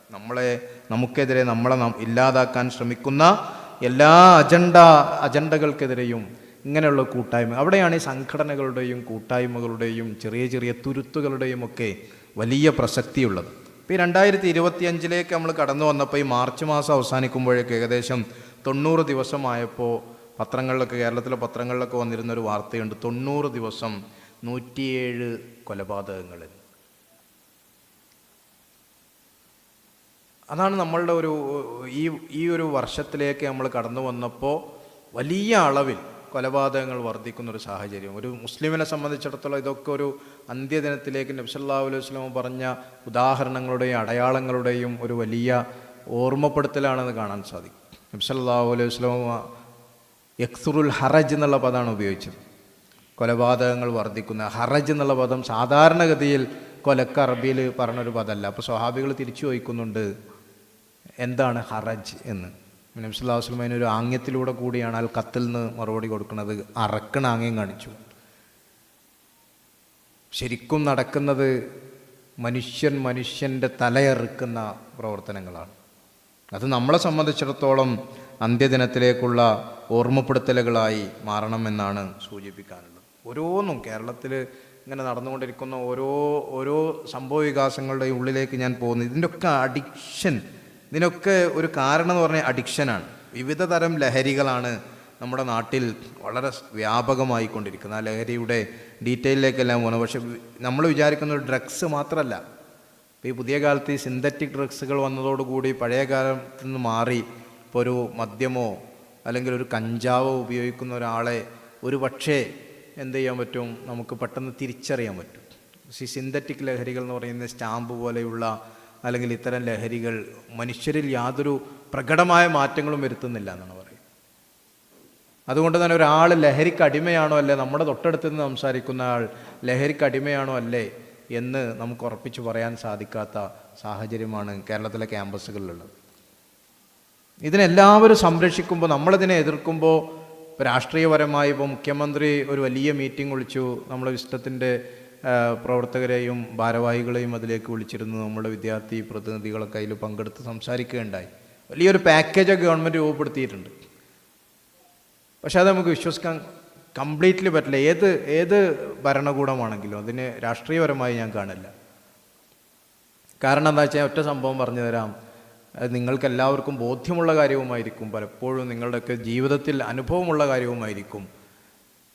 ഇപ്പോൾ കളമശ്ശേരി വലിയ വിവാദം ഉണ്ടായപ്പോഴാണ് കളമശ്ശേരി പോളിടെക്നിക്കിൽ നിന്ന് പോലീസുകാർക്ക് അനുവാദം കൊടുത്തതിൻ്റെ ഫലമായി എക്സൈസും പോലീസും കൂടി ചേർന്നൊരു ഓപ്പറേഷനിൽ കളമശ്ശേരി പോളിടെക്നിക്കിൽ നിന്ന് ഈ കുട്ടിച്ചാക്ക് എന്നൊക്കെ നമ്മൾ പറഞ്ഞ പോലെ ഒരു 10-15 കിലോനൊക്കെ ഉള്ള ചാക്കുകളിലാണ് ലഹരി പദാർത്ഥം കഞ്ചാവ് പിടിച്ചത്. മുസ്ലിം ഒരു അസിസ്റ്റൻറ്റ് കമ്മീഷണറായിരുന്നു നേതൃത്വം കൊടുത്തത്. അയാളുടെ സംസാരത്തിൽ അയാളുടെ പ്രവൃത്തിയിൽ കുറച്ചൊരു ആത്മാർത്ഥത നമുക്ക് കാണാൻ സാധിക്കുന്നു. ഗവൺമെൻറ് ഒരു ലൈസൻസ് കൊടുത്തപ്പോൾ വളരെ വേഗത്തിൽ ഒരുപാട് കേസുകൾ കേരളത്തിൽ പിടിച്ചു. ഈ ഒറ്റ സംഭവം മാത്രം നമ്മൾ എടുത്ത് നോക്കുകയാണെങ്കിൽ അങ്ങനെ ഇവർ നേർക്കുനേരെയുള്ള വഴിയിലൂടെ അല്ല പോലീസുകാർ അവിടെ കയറിയത്. പുറകുവശത്തു കൂടി കയറി കുട്ടികൾക്ക് ഒരു സൂചനയും കിട്ടാത്ത രീതിയിൽ അർദ്ധരാത്രി കയറി റൂമിലേക്ക് ഇടിച്ച് കയറിയപ്പോൾ അവർക്ക് വിവരം കിട്ടിയ അതേ റൂമിൽ വലിയ അളവിൽ കഞ്ചാവുണ്ട്. കഞ്ചാവ് വലിയ ചാക്ക് പോലെ, ഞാൻ പറഞ്ഞല്ലോ, ഈ നമ്മൾ 10-15 കിലോൻ്റെ ചാക്കുകളിലാണ്. എല്ലാ വീഡിയോകളെയും ഒക്കെ അവരെടുത്തിട്ടുണ്ടായിരുന്നു. വീഡിയോഗ്രാഫി മുഖേന അവരൊക്കെ റെക്കോർഡ് ചെയ്തത് ചാനലുകൾക്ക് കൊടുത്തു. കാരണം വെച്ചാൽ ഏത് സമയത്തും രാഷ്ട്രീയക്കാർ മാറും. അതുകൊണ്ട് ഞങ്ങളുടെ ജോലിയെ കൂടി ബാധിക്കുന്നുള്ള ആൾക്ക് കൂടി ആയിരിക്കും അവരങ്ങനെ ചെയ്തിട്ടുണ്ടാവും. എല്ലാം അപ്പം തന്നെ ലൈവായിട്ട് പുറത്തു വന്നു. ആ റൂമിലേക്ക് ചെന്നപ്പോൾ കാണുന്നത് എന്താ വെച്ചാൽ, ഒന്നവിടെ ഈ ഉണങ്ങിയ കഞ്ചാവുകളുണ്ട്, അത് പൊടിക്കാനുള്ള ചെറിയ ചെറിയ മെഷീനുകൾ ആ റൂമിലുണ്ട്. പൊടിച്ചു കഴിഞ്ഞാൽ അത് തൂക്കാനുള്ള ഉപകരണങ്ങൾ അവിടെയുണ്ട്. തൂക്കിയിട്ട് അത് പാക്കറ്റാക്കാനുള്ള പാക്കറ്റുകൾ അവിടെ നിന്ന് പിടിക്കപ്പെട്ടു. പാക്കറ്റ് റാപ്പ് ചെയ്യാനുള്ള ഏറ്റവും നല്ല യന്ത്രങ്ങൾ, അതിൽ ഒട്ടിക്കാനുള്ള ഇതുവരെ, അളവ് എഴുതാനുള്ള സ്റ്റിക്കർ വരെ. അതായത് ഒരു വ്യവസായമാണ് ഒരു പോളിടെക്നിക്കിൻ്റെ റൂമിൽ നടക്കുന്നത്. ശരിക്കൊരു വ്യവസായം. ഇതിൽ പ്രതിയാക്കപ്പെട്ട കുട്ടി ആ സമയത്ത് അവിടെ ഇല്ല, ആ റൂമിൻ്റെ ഓണർ അവിടെ ഇല്ല. ആ കുട്ടി വിവരം അറിഞ്ഞ് സംഗതി പിടുത്തം വിട്ടിട്ടുണ്ട് എന്നുള്ളത് മനസ്സിലാക്കിയിട്ട് മറ്റും അവിടേക്ക് ഓടി വന്നു. 1 മണിക്കൂറിന് ശേഷം ആ കുട്ടി അവിടെ വരുന്നുണ്ട്. അവനെ പോലീസുകാർ അറസ്റ്റ് ചെയ്യുന്ന സാഹചര്യം ഉണ്ടായി. പക്ഷെ പോലീസുകാർ അറസ്റ്റ് ചെയ്യുന്നെങ്കിൽ ഒരു രാഷ്ട്രീയ പാർട്ടിയുടെ വിദ്യാർത്ഥി സംഘടനയുടെ പ്രതിനിധികൾ നൽകാൻ അവൻ ചാനലുകാരോട് അന്ന് രാത്രി തന്നെ സംസാരിക്കുമ്പോൾ ആ കുട്ടി പറഞ്ഞൊരു കോൺഫിഡൻസ് ഉണ്ട്. അതാണ് കേരളത്തിലെ ക്യാമ്പസുകളിൽ നമ്മൾ ഏറ്റവും അധികം ഭയപ്പെടുത്തുന്ന കാര്യം. ആ കുട്ടി പറയുന്നുണ്ട്, ഇവിടെ ഏതാണ്ട് 250-ലേറെ അധ്യാപകർ ഈ ക്യാമ്പസിലുണ്ട്. അതിലേതെങ്കിലും ഒരു അധ്യാപകൻ ഞാൻ സ്ഥിരമായി ലഹരി ഉപയോഗിക്കുന്ന ആളാണെന്നോ, എൻ്റെ റൂമിൽ ഇതിൻ്റെ പരിപാടികളുണ്ട് എന്നോ, എൻ്റെ റൂമിൽ നിന്ന് ഇവർ പിടിച്ചു എന്ന് പറയുന്ന കാര്യങ്ങൾ സത്യമാണെന്നോ പറഞ്ഞാൽ ഞാനിത് ഉൾക്കൊള്ളും. ഒരാൾ പോലും പറയില്ല എന്നാണ് കുട്ടി പറയുന്നത്. ടെലിവിഷൻ ചാനലുകളുടെ മുമ്പിൽ ആയിരക്കണക്കിന് വിദ്യാർത്ഥികൾ ഈ ക്യാമ്പസിലുണ്ട്. ഒരാളെങ്കിലും എനിക്കെതിരെ പരസ്യമായി പറയുമോ, എന്നിട്ട് വേണം എന്നെ പ്രതിയാക്കാൻ എന്ന് വളരെ നിഷ്കളങ്കമായ മുഖഭാവത്തോടു കൂടി ആ കുട്ടി ചോദിക്കുന്നുണ്ട്. അപ്പോൾ അവൻ്റെ ഒരു ധൈര്യം നോക്കൂ നിങ്ങൾ, അവൻ്റെ ഒരു കോൺഫിഡൻസ് നോക്കൂ. ഒരാൾ പോലും അവനെതിരെ സംസാരിക്കില്ല ആ ക്യാമ്പസിൽ നിന്ന് ആ കുട്ടിക്ക് ഉറപ്പുണ്ട്. സംസാരിച്ചാൽ അയാൾക്ക് അവിടെ തുടരാൻ കഴിയില്ല എന്ന് വർഷങ്ങളുടെ അനുഭവങ്ങൾ കൊണ്ട് ആ ക്യാമ്പസിലെ മുഴുവൻ ആളുകളും മനസ്സിലാക്കുന്നുണ്ട് എന്ന് അവർക്ക് അത്രയും ഉറപ്പാണ്. പിറ്റേ ദിവസം കാര്യങ്ങൾ മാറി മറയുന്നുണ്ട്.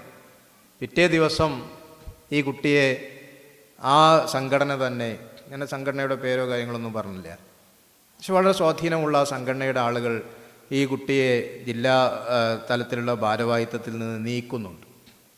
അങ്ങനെ നീക്കണമെന്നുണ്ടെങ്കിൽ കൃത്യമായി അവർക്ക് ഇവൻ നിയമവിധേയമല്ലാത്ത പല കാര്യങ്ങളും ചെയ്തിട്ടുണ്ടെന്നുള്ള ഉറപ്പ് കിട്ടിയതിൻ്റെ അടിസ്ഥാനത്തിൽ മാത്രമേ അവരെ ചെയ്യുള്ളൂ.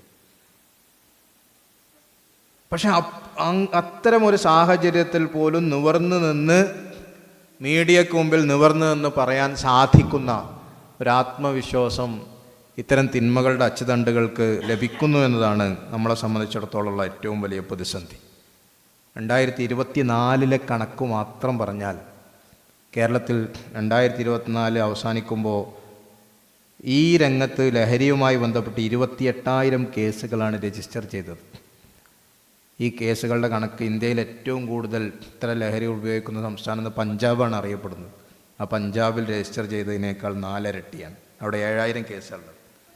അപ്പോൾ കേരളത്തിൽ ഒന്ന് തുനിഞ്ഞിറങ്ങിയപ്പോൾ കേരളത്തിലെ കേസുകളുടെ എണ്ണം കൂടുന്നു. ഇത് ഞാൻ നിങ്ങളെ പേടിപ്പിക്കാനോ ഭയപ്പെടുത്താനോ പറയുന്നത്, മറിച്ച് ഇതിനെ ഞാൻ ആദ്യം തന്നെ പറഞ്ഞു, ഇതിനെ നമുക്ക് പരിഹരിക്കാൻ സാധിക്കുക പ്രാദേശികമായ നമ്മളുടെ ഒക്കെ കുടുംബങ്ങളിലുള്ള കൃത്യമായ നിരീക്ഷണങ്ങളിലൂടെയാണ്.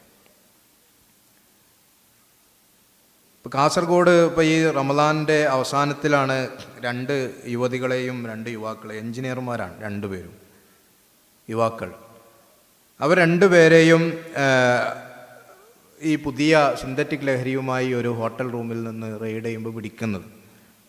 ആ വീട്ടുകാർ പറയുന്ന കാര്യം, ഈ കുട്ടികൾ നല്ല കുട്ടികളാണെന്നാണ്. അവരെല്ലാ നിലക്കും നല്ല സ്വഭാവമുള്ള ദീനി നിഷ്ഠയുള്ള കുട്ടികളാണ്. ഇവരൊരിക്കലും ഇത് ഉപയോഗിക്കുന്നത് ഞങ്ങൾക്ക് അറിയില്ലായിരുന്നു എന്ന്. അത് നമ്മളെ പോഴത്തക്കാരാക്കുന്നു, നമ്മളെ പൊട്ടന്മാരാക്കുന്നു, അന്തംഗമികളാക്കി മാറ്റുന്ന ഒരു ദ്വിമുഖ സംസ്കാരം വളരെ വ്യാപകമായി വർദ്ധിക്കുന്നു എന്നുള്ളതാണ്. ഏതെല്ലാം തരം ലഹരികളാണ്, ഞാൻ അവസാനിപ്പിക്കുക, ഞാൻ അധികം ദീർഘമായി സംസാരിക്കില്ല, നമ്മുടെ നാട്ടിൽ ഇന്ന് നമ്മളെ അസ്ഥിരപ്പെടുത്തിക്കൊണ്ടിരിക്കുന്നത്, പ്രയാസപ്പെടുത്തിക്കൊണ്ടിരിക്കുന്നത് ഡ്രഗ് അഡിക്ഷൻ. ഞാൻ പറഞ്ഞു അതിൻ്റെ കാര്യങ്ങൾ. രണ്ടാമത്തെ പോൺ അഡിക്ഷനാണ്. ഈ പോൺ വീഡിയോകളും അതേപോലെ തന്നെ സെക്സ് വീഡിയോകളും വളരെ വ്യാപകമായി വിറ്റഴിക്കപ്പെടുന്ന ഒരു മാർക്കറ്റായി നമ്മുടെ മാർക്കറ്റ്, നമ്മുടെ കൊച്ചു കേരളം മാറിക്കഴിഞ്ഞിരിക്കുന്നു എന്നുള്ളതാണ്.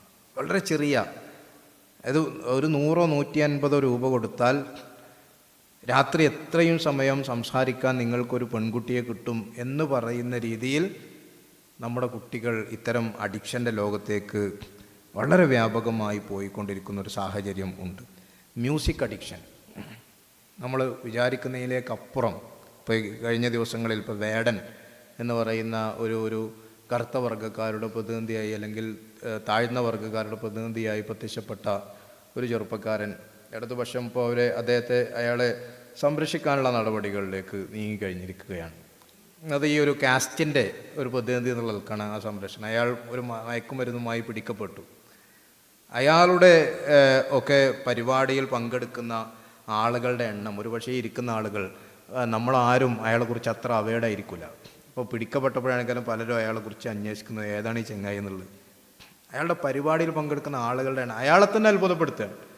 അയാൾ പറയുന്നുണ്ട്, ഇത്രയും മനുഷ്യന്മാർ എൻ്റെ പാട്ട് കേൾക്കാൻ. ഇപ്പം തൊപ്പി എന്ന് പറയുന്നൊരു കഥാപാത്രം ഉണ്ടായിരുന്നു. ആ തൊപ്പി എന്ന് പറഞ്ഞ കഥാപാത്രം ഇപ്പോഴുണ്ട്. ആ കഥാപാത്രം വളാഞ്ചേരിയിലാണ് ആദ്യം പ്രത്യക്ഷപ്പെട്ടത്. ഒരു ഇഷ്യൂ ഉണ്ടായത്. ഈ വളാഞ്ചേരിയിൽ ഒരു കടയുടെ ഉദ്ഘാടനത്തിന് ഈ ചെറുക്കം വന്നപ്പോൾ 6, 7, 8 ഇത് 11, 12, 13 വയസ്സുള്ള കുട്ടികൾ തൊട്ടടുത്ത സ്കൂളുകളിൽ നിന്നൊക്കെ ഏതാണ്ട് 10,000 കുട്ടികളാണ് അവിടെ ഒരുമിച്ച് കൂടിയത്. വളാഞ്ചേരി ആ നഗരത്തിന് ഉൾക്കൊള്ളാൻ അവർ സാധിക്കാതെ വന്നപ്പോഴാണ് ആ കട ഉദ്ഘാടനം നടത്താൻ കഴിഞ്ഞില്ല. പോലീസുകാർ ഇടപെട്ട് അവിടെ വലിയൊരു ട്രാഫിക് ബ്ലോക്കും ആ നഗരം മുഴുവൻ സ്തംഭിക്കുന്ന സാഹചര്യം വന്നു. അപ്പോഴാണ് ഈ ചങ്ങാതിയെ ഇവൻ്റെ ഒരു തലത്തിലുള്ളവരല്ലാത്ത ആളുകളൊക്കെ അറിയുന്നത്. അതിൽ വന്ന ചെറിയ കുട്ടിയോട് ടി വിക്കാർ ചോദിക്കുന്നുണ്ട്, നിങ്ങൾ തൊപ്പിനെ ഇഷ്ടപ്പെടാൻ എന്താ കാരണം എന്ന് ചോദിക്കുന്നുണ്ട്. ഈ 6ാം ക്ലാസ്സിൽ 7ാം ക്ലാസ്. അപ്പോൾ ആ കുട്ടി മറുപടി പറഞ്ഞാൽ നിങ്ങളൊക്കെ ഓർമ്മ ഉണ്ടാവും, അവൻ്റെ തെറി എനിക്കല്ല ഇഷ്ടമാണ്. ഇവൻ പച്ചത്തെറിയാണ് ഈ ക്യാമറ ഓണാക്കിയിട്ട് അതിൻ്റെ മുമ്പിൽ വന്നിരുന്നു കൊണ്ട് ചെയ്യുന്നത്. ഈ കുട്ടിയുടെ ചരിത്രം കണ്ണൂരുകാരനാണ്. അവൻ്റെ ബാക്ക്ഗ്രൗണ്ട് പരിശോധിച്ച് നോക്കിയാൽ നമ്മൾ സങ്കടപ്പെടേണ്ട കാര്യമുണ്ട്. ഒരു മതപരമായ പശ്ചാത്തലത്തിൽ നിന്ന് വരുന്ന ഒരു പ്രവാസി പിതാവിൻ്റെ മകനാണ്. എൻ്റെ വാപ്പനോട് മര്യാദക്ക് എന്നെ പരിഗണിക്കാത്തതുകൊണ്ടാണ് ഞാൻ അങ്ങനെയൊക്കെ ആയതെന്നാണ് ആ കുട്ടി പറയുന്നൊരു കാര്യം. നമ്മളെല്ലാവരെയും ബാധിക്കുന്നൊരു കാര്യം കൂടിയാണ്. ഇവനൊരു കുറച്ചുകൂടി ഞാൻ കടന്നു പറഞ്ഞാൽ മലയാളത്തിൽ ഖുത്ബ കേൾക്കാൻ സാഹചര്യമുള്ള ഒരു കുടുംബത്തിൽ നിന്നാണ് അങ്ങനത്തെ ഒരു തമ്മാടിയായ കുട്ടി വരുന്നത് എന്നുള്ളത് വലിയ പരീക്ഷണമാണ്. ആ കുട്ടിയുടെ ഒരു ചരിത്രം അവിടെ പോകുന്നില്ല. കുറച്ചുകൂടി മുന്നോട്ട് പോകുമ്പോൾ നമ്മൾ കാണുന്നത് ഒരു പെൺകുട്ടി ഈ കുട്ടിയെ സ്നേഹിക്കുകയാണ്. ഈ കുട്ടിയെ സ്നേഹിച്ചിട്ട് ഇതേപോലെ വീഡിയോകളിൽ വരികയാണ്. ഒരു മുസ്ലിം പെൺകുട്ടി, ഞാനിവൻ്റെ കാമുകിയാണെന്ന് പറഞ്ഞിട്ട്, മറ്റുള്ളവരാര് വെറുത്താലും ഞാനിവനെ സ്നേഹിക്കുന്നു പറഞ്ഞിട്ട്. നോക്ക്, നിങ്ങളൊരു മാനസിക അസ്വസ്ഥതയിലേക്ക് പോയ ചികിത്സ തേടേണ്ട ഈ തൊപ്പി എന്ന് പറയുന്ന കുട്ടി അഡിക്ഷൻ വരുന്നത് എവിടെ നിന്നാണ്? ഓൺലൈൻ ഗെയിമിൽ നിന്നാണ്. ഓൺലൈൻ ഗെയിം കളിച്ചിട്ടാണ് അവന് പിരാന്താവുന്നത്. അങ്ങനെ പിരാന്തായ ഒരു കുട്ടിയാണ്. അപ്പം നമ്മൾ മനസ്സിലാക്കേണ്ട ഈ ഓൺലൈൻ ഗെയിമുകൾ, മ്യൂസിക്, ഇതൊക്കെ അഡിക്ഷനാണ്. മനുഷ്യനെ മെൻ്റലി ആൻഡ് ഫിസിക്കലി ഒരു കാര്യത്തിൽ തന്നെ തളച്ചിടുന്ന കാര്യമുണ്ടോ അതിനെയാണ് അഡിക്ഷൻ എന്ന് പറയുന്നത്. അങ്ങനെയുള്ള അഡിക്ഷനുകളുടെ വലിയൊരു ലോകം നമ്മുടെ നാട്ടിൽ, സോഷ്യൽ മീഡിയ വലിയൊരു അഡിക്ഷൻ്റെ ഒരു പ്രതലം സൃഷ്ടിച്ചിരിക്കുകയാണ്. പ്രത്യേകിച്ചും നമ്മളൊന്നും അത്ര പരിചിതരല്ലാത്ത ഇൻസ്റ്റഗ്രാം, അതിനും അപ്പുറത്തേക്ക് സ്നാപ്ചാറ്റ് എന്നൊക്കെ പറഞ്ഞിട്ട് പുതിയ ലോകം കുട്ടികൾക്ക് മുമ്പിൽ തുറക്കപ്പെടുകയും ഈ ഇൻസ്റ്റഗ്രാമിൽ തന്നെ ഇപ്പം ഞാനിതുപോലെ റമദാനിന് ഒരു പള്ളിയിൽ ക്ലാസ് എടുത്തപ്പോൾ അതിന് ശേഷം ഒരു ഹയർ സെക്കൻഡറിയിൽ പഠിക്കുന്ന കുട്ടി എനിക്ക് കുറേ സ്ക്രീൻഷോട്ടുകൾ കാണിച്ചു തന്നു. അപ്പോൾ അവൻ്റെ ക്ലാസ്സിൽ പഠിക്കുന്ന ആൺകുട്ടികളുടെയും പെൺകുട്ടികളുടെയും പ്രൊഫൈൽ പിക്ചറുകളാണ് ഇൻസ്റ്റഗ്രാമിൽ. ഞാൻ നിങ്ങളുടെ മുമ്പിൽ പറയുന്നത് എന്തിനാണെന്ന് വെച്ചാൽ നമ്മളതിനെക്കുറിച്ച് അവെയർഡ് ആവണം എന്നുള്ളത് കൊണ്ട് മാത്രമാണ്. അപ്പോൾ അതിലെല്ലാം ഒരു ആൺകുട്ടിയാണെങ്കിൽ ഒരു പെൺകുട്ടിയെ ഹഗ് ചെയ്ത് നിൽക്കുന്ന അല്ലെങ്കിൽ ചുംബിച്ച് നിൽക്കുന്ന വൾഗറായിട്ടുള്ള ഒരു രംഗമാണ് ഇവർ പ്രൊഫൈൽ പിക്ചറായി വെക്കുന്നത്. പ്രൊഫൈൽ പിക്ചർ എന്ന് പറയുന്നതിൻ്റെ ഒരു മീനിങ് എന്താ? ഞാൻ ഇങ്ങനെയാണെന്നുള്ള സമൂഹത്തെ കാണിക്കാനാണല്ലോ. ഞാൻ ഇയാളാണ് ഒന്ന് കാണിക്കാനുള്ള സമയം.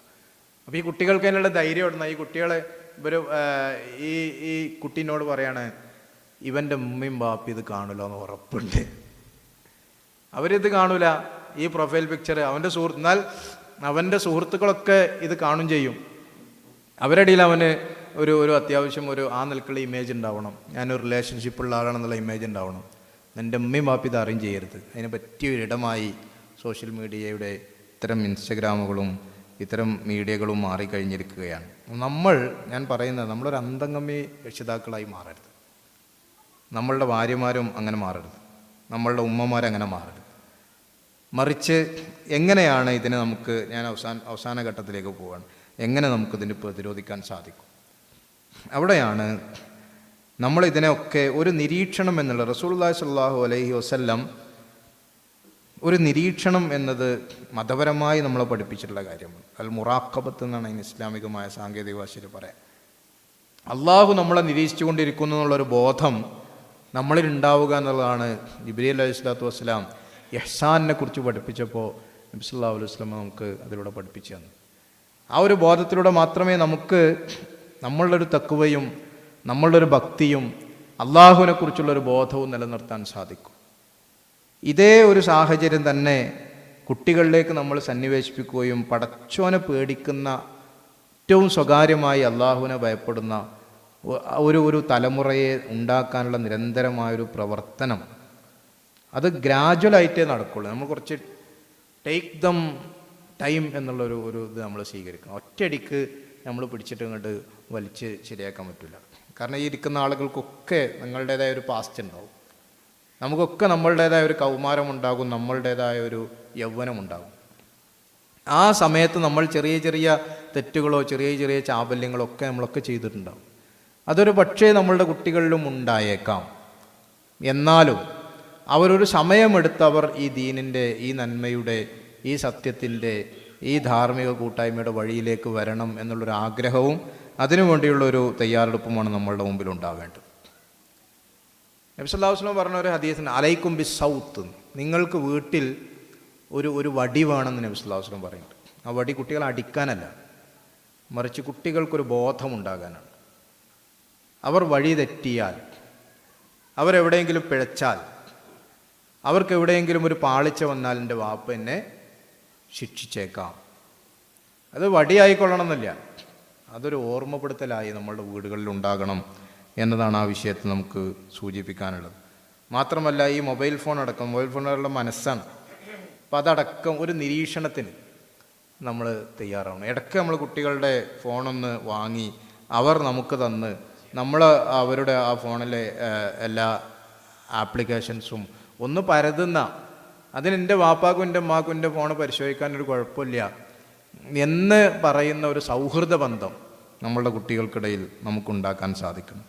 തൊഴിലിടങ്ങളും സുഹൃത്ത് ബന്ധം എന്നുള്ളത് ഏറ്റവും പ്രധാനപ്പെട്ട കാര്യം. സുഹൃത്ത് ബന്ധം നമ്മളെപ്പോഴും പറയുന്ന കാര്യമാണ്. നമ്മളുടെ കുട്ടികൾ ആരുടെ സുഹൃത്തുക്കളാണ്, അവിടെയാണ് ഈ സംഘടനയും MSM-ഉം വിസ്ഡം സ്റ്റുഡൻസും ഒക്കെ വലിയ അളവിൽ ഇതേ പ്രായത്തിൽപ്പെട്ട, ഈ പ്രായത്തിൽപ്പെട്ട കുട്ടികൾ ഇത്ര നന്മയുള്ള, ഇങ്ങനെയുള്ള നല്ല ഒരുപാട് കുട്ടികളുണ്ടെന്ന് കാണുമ്പോൾ ആ കുട്ടികൾക്ക് ഞാനിങ്ങനെ നിൽക്കണേന് ഒരു ആത്മവിശ്വാസം അവർക്കുണ്ടാവും.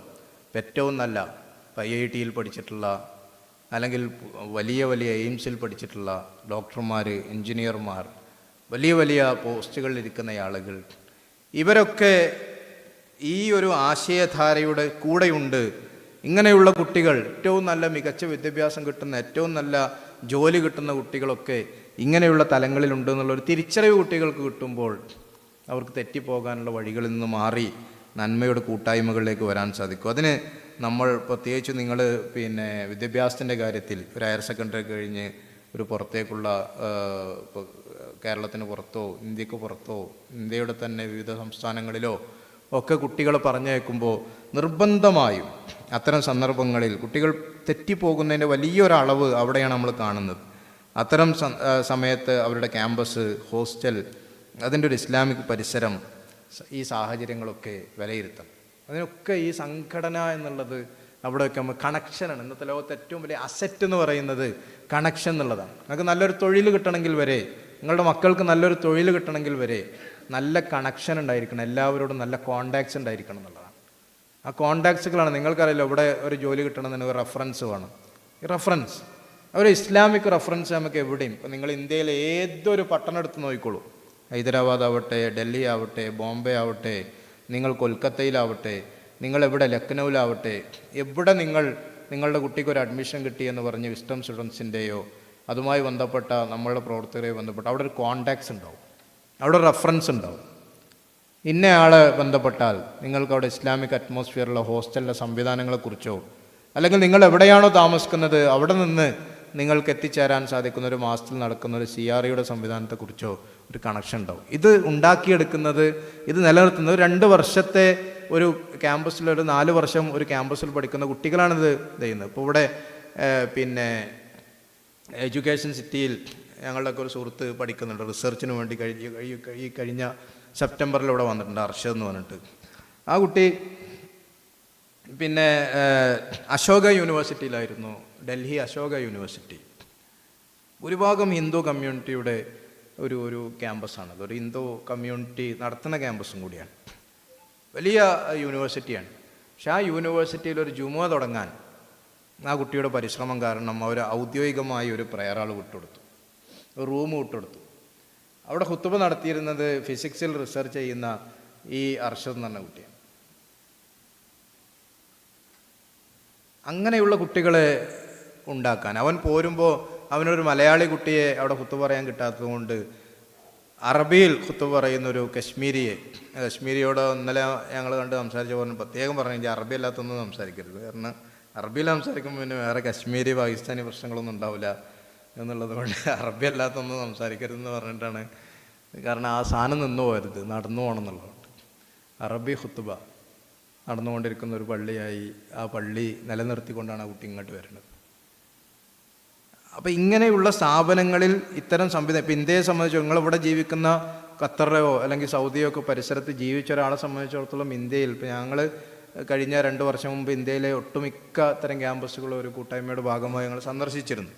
ആ സമയത്ത് ലക്നൗവിലൊക്കെ പോകുമ്പോൾ ഉള്ള ഏറ്റവും വലിയൊരു പ്രയാസം എന്താണെന്ന് വെച്ചാൽ, ബാങ്ക് കൊടുത്തപ്പോൾ പള്ളിയിലേക്ക് നമ്മളൊരു കിലോമീറ്ററോളം ഇങ്ങനെ നേരെ കാണുന്ന പള്ളി ഇതേപോലെ തന്നെ നല്ല മുസ്ലിം പോപ്പുലേഷനുള്ള സ്ഥലമാണ്. പക്ഷെ നടന്നു പോകണം, അവിടുത്തെ പ്രൊഫസറെ കൂടെ ഡിപ്പാർട്ട്മെൻറ്റിൽ നിന്ന് ഇറങ്ങി നടന്നു പോകണം. അപ്പോൾ അദ്ദേഹം ഞങ്ങളോട് സങ്കടം പറഞ്ഞു, ഈ കഴിഞ്ഞ വർഷം വരെ ഞങ്ങൾക്ക് ഓരോ ഡിപ്പാർട്ട്മെൻറ്റിലും ഒരു നിസ്കാര റൂം ഉണ്ടായിരുന്നു. ഞങ്ങൾ സ്വകാര്യമായിട്ട് അവിടെ ഒരു സ്പേസിൽ ഉണ്ടായിരുന്നു. കഴിഞ്ഞ വർഷം ഉത്തരവിറങ്ങി, ആ ലുലുവിലെ ആ ഇഷ്യൂ ഉണ്ടായ അതോടുകൂടി പൊതുസ്ഥലത്തൊന്നും നിസ്കരിക്കാൻ പാടില്ല. അറബി ഡിപ്പാർട്ട്മെൻറ്റാണ്, എല്ലാവരും മുസ്ലിങ്ങളാണ്. പക്ഷെ എന്നാൽ പോലും ഞങ്ങൾക്ക് പോലെ ഇവിടെ ഒരു പേടിയായി, ഞങ്ങൾ പള്ളിക്ക് പോലാക്കി. ഞങ്ങൾക്ക് സ്വകാര്യമായി നിർവഹിക്കാവുന്ന ഒരു സ്പേസ് പോലും നഷ്ടപ്പെട്ടുകൊണ്ടിരിക്കുന്ന ഒരു സാഹചര്യം നമ്മുടെ രാജ്യത്തുണ്ട്. ഇവിടെ നിങ്ങൾ ഇത്രയും മനോഹരമായ ഒരു രാജ്യത്ത് ജീവിച്ചിട്ട് ഏത് സമയത്തും ബാങ്ക് കേട്ടാൽ എല്ലാവരും ഒരുപോലെ അല്പം താല്പര്യമുള്ള ആളുകളൊക്കെ പള്ളിയിലേക്ക് പോകാൻ നമ്മളതിൽ നിന്നെടുത്താൽ മതി. നമ്മളും അവിടേക്ക് എത്തുന്ന ഒരു സാഹചര്യത്തിൽ ജീവിക്കുന്ന ഒരു സാഹചര്യം നമുക്കിടയിലുണ്ട്. നമ്മളെ മക്കളെ നമ്മുടെ രാജ്യത്ത് ഇതുപോലുള്ള ഒരു സാഹചര്യത്തിൽ വളർത്തണമെങ്കിൽ വലിയ എഫേർട്ട് നമ്മളെടുക്കണം എന്നതാണ്. ഞാൻ അവസാനം എനിക്ക് സൂചിപ്പിക്കേണ്ടത്, എല്ലാം സെലിബ്രേറ്റ് ചെയ്യുന്ന ഒരു തലമുറയായി നമ്മളെ തലമുറ മാറിക്കഴിഞ്ഞു എന്നുള്ളതാണ്. കുട്ടികളൊക്കെ കോളേജിലൊക്കെ വന്നു കഴിഞ്ഞാൽ, ഞങ്ങൾ കോളേജിൽ അധ്യാപനം, നമ്മൾ അറബി കോളേജുകളിൽ പോലും ആർട്സ് ആൻഡ് സയൻസ് കൊമേഴ്സൊക്കെ ഉള്ള ഒരു അറബി കോളേജിലാണ് ഇപ്പോൾ ഞാൻ ജോലി ചെയ്യുന്നത്. അപ്പോൾ അതിൻ്റേതായ ഒരു വ്യത്യാസമുണ്ട്. കുട്ടികൾ ഫോണിങ്ങനെ പിടിച്ച് ഇന്ന് സ്റ്റാറ്റസ് ഇടാൻ, ഇന്ന് റീൽസ് വെക്കാൻ എന്താണ് ഒരു പുതിയ സാധനം ഉള്ളതെന്ന് നോക്കി ഇങ്ങനെ നടക്കുന്ന ഒരു തലമുറ നമ്മളുടെ നാട്ടിൽ ഉണ്ട്. അവരാണെന്ന് നമ്മുടെ നാട്ടിലെ കുട്ടികൾ, അവരങ്ങനെ ആയിരിക്കും. അവർ ആ സ്റ്റാറ്റസിലേക്ക് നമ്മൾ ഇസ്ലാമിൻ്റെ ഖുർആൻ്റെ ഒരു ആയത്ത് സ്റ്റാറ്റസ് വെക്കാൻ, അതേപോലെ തന്നെ നമ്മളുടെ ഒരു നേർവഴി അല്ലെങ്കിൽ ഒരു 1 മിനിറ്റിലൊരു പ്രഭാഷണ സ്റ്റാറ്റസ് വെക്കാൻ, അവരുടെ ആ വഴിയിലേക്ക് നമ്മളുടെ ഒരു കാഴ്ചപ്പാടുകൾ തിരികെ കൊടുക്കുക എന്നതാണ് നമുക്ക് ചെയ്യാൻ സാധിക്കുന്ന ഒരു സാഹചര്യം. എല്ലാം സെലിബ്രേറ്റ് ചെയ്തുകൊണ്ടിരിക്കുന്ന വിവാഹത്തിന് മുമ്പുള്ള ഓരോ ഘട്ടങ്ങളും, പെണ്ണ് കാണാൻ പോകുന്നത് സെലിബ്രേറ്റ് ചെയ്യുന്നതിന് ശേഷമുള്ള ഓരോ ദിവസങ്ങളും, നമ്മളുടെ ഒരു കൾച്ചറിനൊക്കെ മാറി എല്ലാ ഉത്തരേന്ത്യയിൽ നടക്കുന്ന പല ജാതി ആഘോഷങ്ങൾ കൊണ്ടുവന്ന് വിവാഹം, അത്യാവശ്യം പണമുള്ളവരൊക്കെ വിവാഹം നടത്തുന്നത് വലിയ സങ്കടത്തോടുകൂടി കാണാൻ സാധിക്കുന്ന ഒരു തലമുറയിലേക്ക് നമ്മളെ തലമുറ മാറിക്കൊണ്ടിരിക്കുകയാണ്. വിവാഹത്തിന് ശേഷം പിന്നെ പ്രഗ്നൻസി ആഘോഷിക്കാൻ എന്തെല്ലാം ഓപ്ഷൻസ് ഉണ്ടെന്ന് നോക്കുന്ന, അതേപോലെ തന്നെ പ്രസവിച്ച് കഴിഞ്ഞാൽ അതാഘോഷിക്കാൻ വേണ്ടി ഈ അടുത്ത കാലത്ത് ഞാൻ കണ്ട ഒരു കാര്യം എന്താ വെച്ചാൽ, ഒരു സ്റ്റാറ്റസിലൊരു സുഹൃത്ത് കാണിച്ചു തന്നു ഒരു വീഡിയോ. അത് ഒരു കുട്ടിയുടെ ആദ്യത്തെ പല്ല് വന്നത് എല്ലാവരും കൂടി കുറേ സമ്മാനമായിട്ട് ആ പല്ല് വന്ന കുട്ടിൻ്റെ അടുത്ത് നിൽക്കുന്നത്, അതൊരു ആഘോഷമാക്കി വരുന്നത്. ഫസ്റ്റ് പല്ല് വന്നത് ആഘോഷിക്കുന്ന ആൾക്കാരിങ്ങനെ നോക്കുകയാണ്, ഇഞ്ഞെന്താണ് ഓരോന്നും സെലിബ്രേറ്റ് ചെയ്യാൻ വേണ്ടി ആഗ്രഹിച്ചുകൊണ്ടിരിക്കുന്നു. നിങ്ങളെ സംബന്ധിച്ചിടത്തോളം നിങ്ങൾക്ക് അതിനൊക്കെ ഇവിടുന്ന് പണം ആളുകൾ ചോദിച്ചുകൊണ്ടിരിക്കുന്ന, കുട്ടികൾ ചോദിച്ചുകൊണ്ടിരിക്കുന്ന, ഒരു വസ്ത്രത്തിന് പകരം 4-5 വസ്ത്രങ്ങൾ എപ്പോഴും പിന്നെ വാങ്ങിക്കാൻ താല്പര്യപ്പെടുന്ന വലിയ അത്തരം അഡിക്ഷനുകൾ, ഇതും അഡിക്ഷനാണ്, ഇത്തരം അഡിക്ഷനുകളുടെ ഒരു സാഹചര്യത്തിലേക്ക് നമ്മുടെ നാട്, അതേപോലെ തന്നെ ഈ സിനിമാ ഭ്രമം, മോഡലിംഗ്, ഇതിനു വേണ്ടി കുട്ടികൾ കാണിച്ചുകൊണ്ടിരിക്കുക. കൊറിയൻ, നിങ്ങൾ കേട്ടിട്ടുണ്ടാവും, കൊറിയൻ ബാൻഡുകളും കൊറിയൻ മുഖമാകാൻ വേണ്ടി പരസ്യങ്ങൾ തന്നെ അങ്ങനെ 4-5 ലെയർ ക്രീമുകൾ തേച്ച് കൊറിയക്കാരെ പോലെ നിങ്ങൾക്കാവാമെന്ന പരസ്യക്കാരികൾ പറയുന്നു. അതായത് നിങ്ങളുടെ മുഖത്ത് ഒരു പാടുപോലും ഇല്ലാത്ത മംഗോളിയൻ വംശജരുടെ മുഖം പോലെ നിങ്ങളുടെ മുഖം അങ്ങനെ ആവില്ല. നമ്മൾ ദ്രാവിഡന്മാരാണ്. നമ്മളെ മുഖത്ത് കുത്തും പാടും മണ്ണിൻ്റെ കളറും കുറച്ച് കറുപ്പും ഒക്കെ ഉണ്ടാവും. കാരണം നമ്മളുടെ എത്നിക്, നമ്മളുടെ ഗ്രൂപ്പ് അതാണ്. നമ്മൾ കൊറിയക്കാരെ പോലെ ആവാൻ ശ്രമിച്ചാൽ അത് നടക്കാത്ത കാര്യം. പക്ഷെ അങ്ങനെ ആവാൻ ശ്രമിക്കുന്ന, അതിനു വേണ്ടി കുളിക്കാത്ത ആളുകളെ സൃഷ്ടിക്കുന്നു. ഇതിട്ട് കഴിഞ്ഞാൽ ആഴ്ചകളോളം കുളിക്കാതിരിക്കുന്ന, അവിടെയാണ് നമ്മൾ വിചാരിക്കും ചിലപ്പോൾ നബി സല്ലല്ലാഹു അലൈഹി വസല്ലം കുളി സുന്നത്താണ് എന്ന് പഠിപ്പിച്ച് ചിലപ്പോൾ ഈ തലമുറ ഇങ്ങോട്ട് കണ്ടിട്ടായിരിക്കും.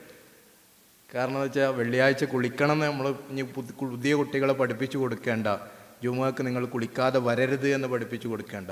കാരണം കുളില്ല. നിങ്ങൾ വീട്ടിൽ ശ്രദ്ധിച്ച് നോക്കിയാൽ മതി. സ്കൂളിൽ പോകണേനും നമ്മളൊക്കെ സ്കൂളിൽ പോകുമ്പോൾ ആദ്യം തയ്യാ അല്ലേ, രാവിലെ എണീക്കണം, പല്ല് തേക്കണം, കുളിക്കണം എന്നായിരുന്നു. പുതിയ കുട്ടികളോട് വെച്ച് നോക്കും, കുളിക്കാറില്ല ആരും. എൻ്റെ വീട്ടിൽ ഞാൻ കാണുന്ന കാര്യം അത് ഇതിട്ടിട്ടൊന്നല്ല, മേക്കപ്പ് ഇട്ടിട്ടൊന്നല്ല, വൈകുന്നേരം വന്നിട്ട് കുളിക്കും. രാവിലെ സ്കൂളിൽ പോകുമ്പോൾ കുളിച്ചിട്ട് പോകില്ല. അത് ഞാൻ ഇന്നലെ കുളിച്ചിട്ടുള്ളത് അറിയും. തലേന്ന് മദ്രസക്ക് പോകുമ്പോൾ ഒന്ന് കുളിക്കാൻ പറഞ്ഞാൽ മടി കാണിക്കുന്ന, കാരണം അവർ കാണുന്ന കുട്ടികളൊന്നും അങ്ങനെ ചെയ്യണില്ല. അത്തരത്തിലുള്ള ഒരു തലമുറയുടെ സാഹചര്യത്തിലേക്ക് നമ്മൾ ഇപ്പോൾ നേരത്തെ ഫൈസൽ മൗലവി പറഞ്ഞ പോലെ അനുദിനം മാറിക്കൊണ്ടിരിക്കുകയാണ്. ഇവരെ നമ്മൾക്ക് പിടിച്ചു വെക്കാനും ഇവരൊരു ദീനിയായ തലമുറയായി നമ്മൾ പ്രാദേശികമായി, ഞാനതാണ് അതിലേക്ക് മാത്രം വന്നുകൊണ്ട് അവസാനിപ്പിക്കാം, പ്രാദേശികമായി നമ്മളുടെ കുടുംബങ്ങളിൽ നിന്ന്, നമ്മളുടെ ചുറ്റുഭാഗത്തുള്ള കൊച്ചു കൊച്ചു കൂട്ടായ്മകളിൽ നിന്ന്, മഹല്ലുകളിൽ നിന്ന്, നമ്മളുടെ സംഘടനാ വൃത്തങ്ങളിൽ നിന്ന്, ശാഖകളിൽ നിന്ന് നമ്മൾ ഇത്തരം കുട്ടികൾക്ക് ഇമോഷൻസ് നൽകാൻ സാധിക്കുക എന്നുള്ളതാണ് നമ്മൾ ചെയ്യേണ്ടത്. വൈകാരികതകൾ കുട്ടികൾക്ക് നൽകാൻ സാധിക്കുക.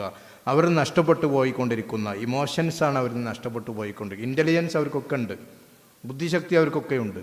എന്നാൽ എങ്ങനെയാണ് മനുഷ്യനോട് പെരുമാറേണ്ടത്, മനുഷ്യനോട് ചിരിക്കേണ്ടത്, ഒരു മനുഷ്യനോട് സ്നേഹിക്കേണ്ടത്, എങ്ങനെയാണ് ബഹുമാനിക്കേണ്ടത്, റെസ്പെക്റ്റ് ചെയ്യേണ്ടത്, ഇങ്ങനെയുള്ള മാനവികമായ മൂല്യങ്ങൾ ഇത്തരം യന്ത്രവൽകൃതമായ ലോകത്ത് നഷ്ടപ്പെടുമ്പോൾ അത് തിരികെ കൊടുക്കാനുള്ള വലിയ ശ്രമങ്ങളാണ് നമ്മൾ ഓരോരുത്തരും നടത്തേണ്ടത്. അതിനുവേണ്ടിയുള്ള പരിശ്രമങ്ങളാണ് ഇസ്ലാം സ്റ്റുഡൻസിൻ്റെ നേതൃത്വത്തിലൊക്കെ ഈ സമ്മേളനങ്ങളുമായി ബന്ധപ്പെട്ടുണ്ടാവുന്നത്. നമ്മൾ 6 ദിവസത്തെ ഒരു പാക്കേജ് പ്രഖ്യാപിച്ചിരിക്കുകയാണ്. 6-ാം തീയതി മുതൽ 10-ാം തീയതി വരെ. ദ സൊല്യൂഷൻ എന്ന പേരിൽ ഒരു എക്സിബിഷൻ, ദ സൊല്യൂഷൻസ് എന്ന പേരിൽ ഒരു എക്സിബിഷൻ നമ്മൾ പ്രഖ്യാപിച്ചിരിക്കുകയാണ്. ഒരു വേള ആ എക്സിബിഷൻ നമ്മൾ വിചാരിക്കുന്നത് പോലെ വലിയ അർത്ഥത്തിൽ വിജയിച്ചാൽ കേരളത്തിൽ തുടർന്നുള്ള നമ്മുടെ ദഅവാ പ്രവർത്തനങ്ങളിൽ അതിൻ്റെ ഒരു തുടർച്ച നിങ്ങൾക്ക് കാണാൻ സാധിക്കും ഇൻഷാ അല്ലാഹ്. അപ്പം ആ നിലക്ക് സമൂഹത്തിന് ഇപ്പം ഞാൻ പറയുന്ന ഈ കാര്യം നമ്മളിൽ മാത്രം നിൽക്കുകയല്ല ചെയ്യണത്.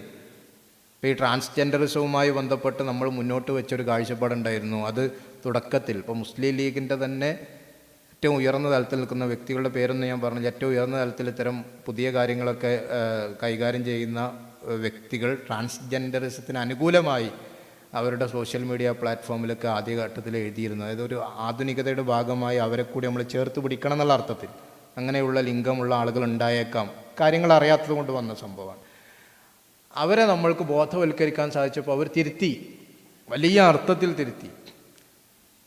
മാത്രമല്ല MSF പോലെയുള്ള വിദ്യാർത്ഥികൾക്കിടയിൽ പ്രവർത്തിക്കും ക്യാമ്പസിലാണ് ഏറ്റവും കൂടുതൽ കടന്നു വന്നത്. അവർക്ക് എന്താണ് ഇതിനെ ചെയ്യേണ്ടത് എന്നുള്ളൊരു ധാരണ ഉണ്ടായിരുന്നില്ല തുടക്കത്തിൽ. ഞങ്ങൾ ആക്കപ്പെടുമോ എന്ന പേടിയിലായിരുന്നവരുണ്ടായിരുന്നു. അവരെ തിരുത്തി കൊടുക്കാൻ നമുക്ക് സാധിച്ചു.